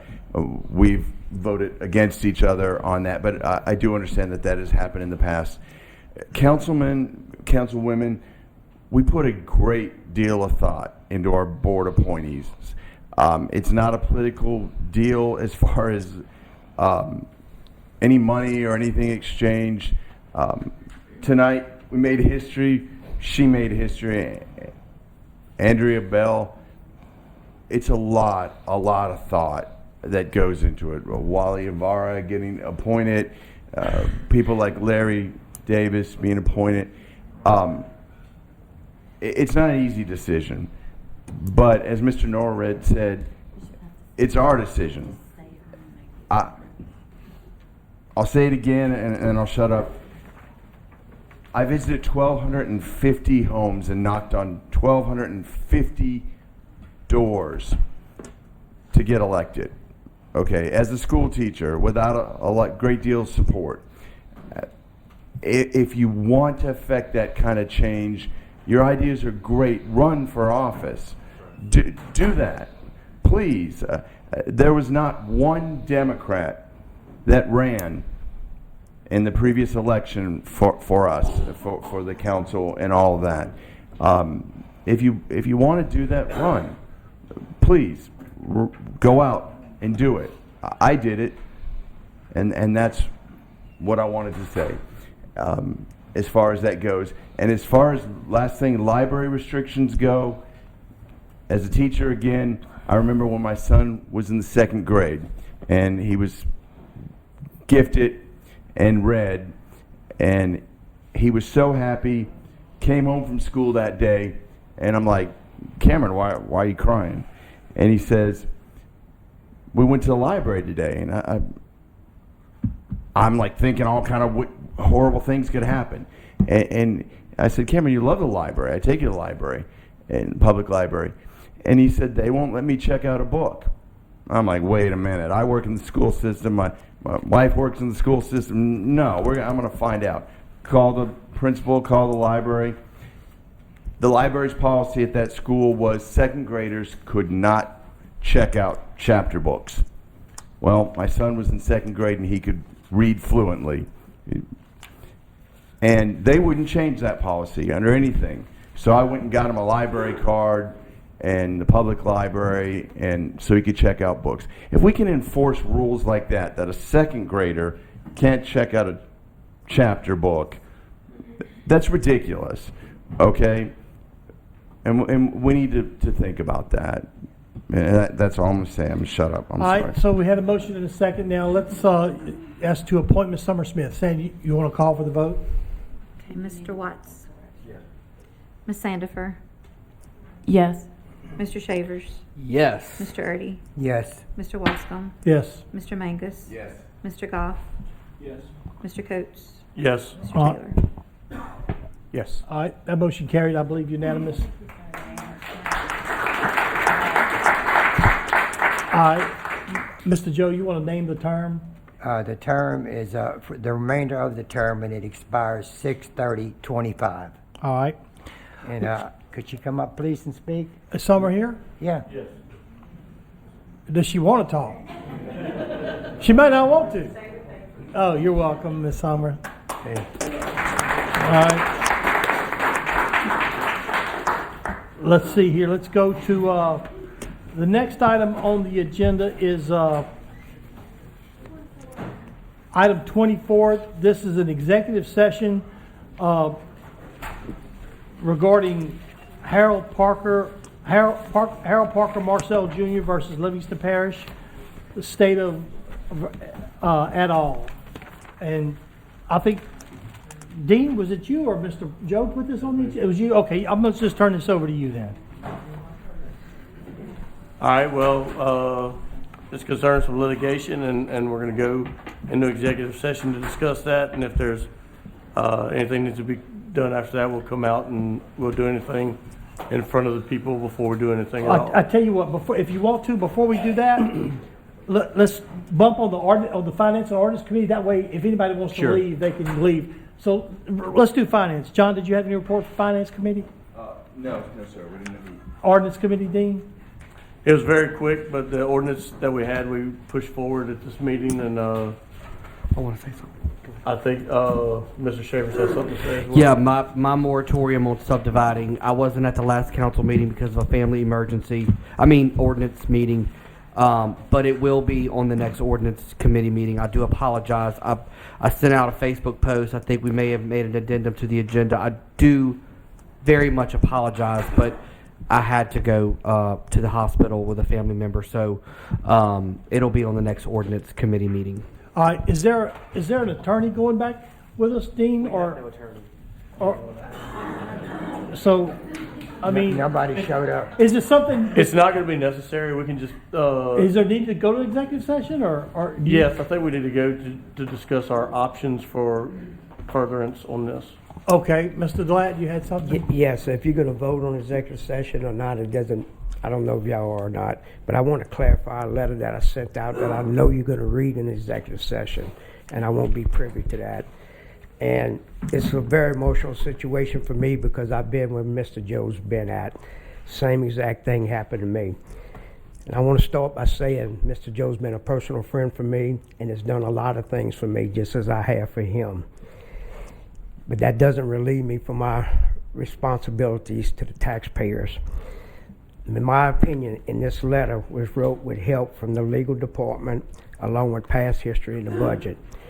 And our first line says, I'm not against filing this appeal. That's the first line it says in this thing. All I was saying, there may be a different way to file the appeal where if you read the letter out, that the parish doesn't have so much liability. I wish state law was changed. I wish state law would say that we can pay in advance, but we can't do those things. So in order for us to pay in advance, we, the parish, must file the appeal and not Mr. Joe, okay? But can we afford that based on what our liability is? And that's what y'all going to decide into the executive session. There's two ways to go about that. Y'all consider those two ways. Mr. Joe deserves his money to be paid, okay? Just do it the way there's no liability on the parish, and that's dictated in that letter. But I was where Mr. Joe was at, and that's a lonely, lonely feeling when you got to take the money out your own pocket. And in my situation, it took about 6 months. I don't know how long it's going to be, but there is a way to do that where we don't have as much liability. And I appreciate you giving me that time. All right, that's fine. Can you, in the executive session, can we get a copy of that letter to have back there?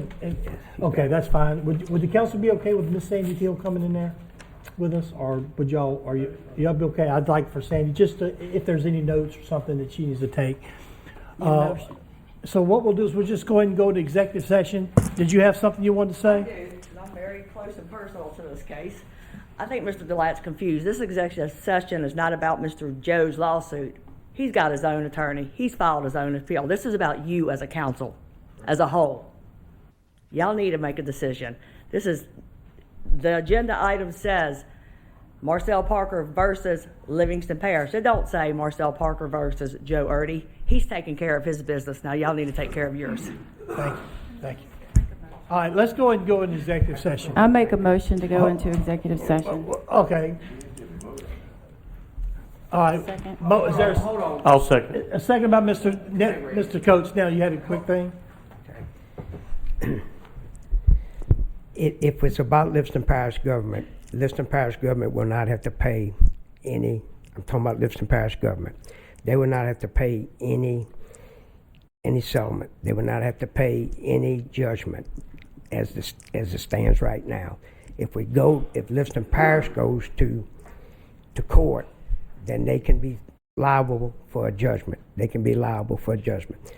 One of the things that the legal department has worked and said, and that the appeal could go as long as a year. Okay, so that makes the price for parish governments, whether we hire Mr. Moody, whether we hire somebody is going to have to pay that legal bill. Okay, and that's where it becomes a problem in the budget again. And that's the only thing I'm saying. If Mr. Erdy or the council feels like parish government needs to be in this suit, look and think of what you're going to win. You know, what are you going to win? You're going to keep somebody off the library board for a couple of months at the most if you win the appeal. Tourism. I'm sorry. But at the same time, what if you don't win? And then look what we got. Now we got judgments, we got legal fees on both sides.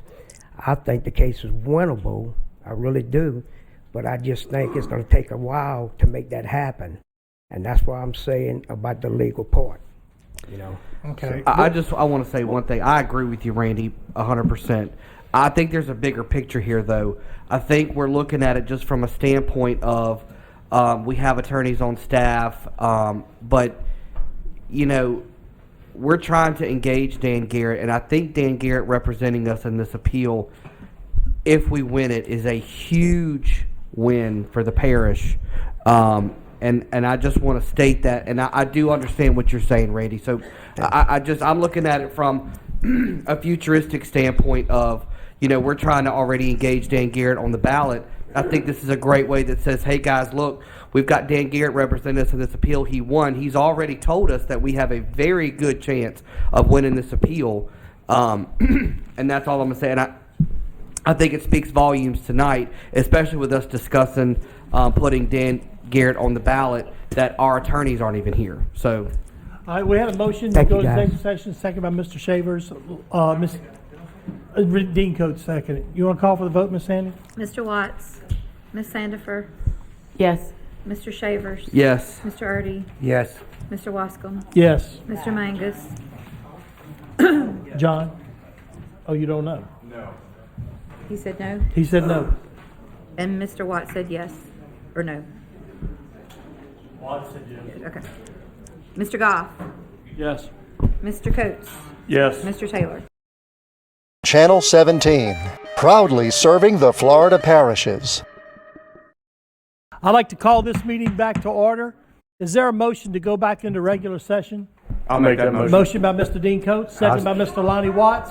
All in favor say yes. Yes. Any opposed? That motion carries. We are back in regular session. Just to let everyone know, we did go back and discuss this item that's on the agenda regarding the Marcel Parker case. We took no action, but we're here tonight to see if there's any decision of the council, and we'll go from there.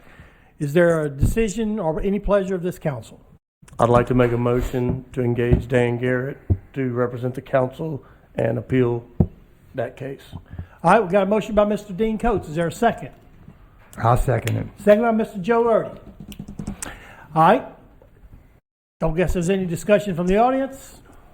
Any discussion from the council members? Ms. Sandy, call for the vote. Mr. Watts, No. Ms. Sandifer, Yes. Mr. Shavers, Yes. Mr. Erdy, Yes. Mr. Wascom, No. Mr. Mangus, No. Mr. Goff, No. Mr. Coates, Yes. Mr. Taylor. No. Sorry? It failed. It failed? All right, that motion failed. Next item on the agenda is a motion to adjourn. I'll make that motion. Motion by Mr. Taylor, seconded by Mr. John Mangus. Any discussion? All in favor say yes. Yes. Any opposed? That motion carried unanimous. I declare this meeting adjourned.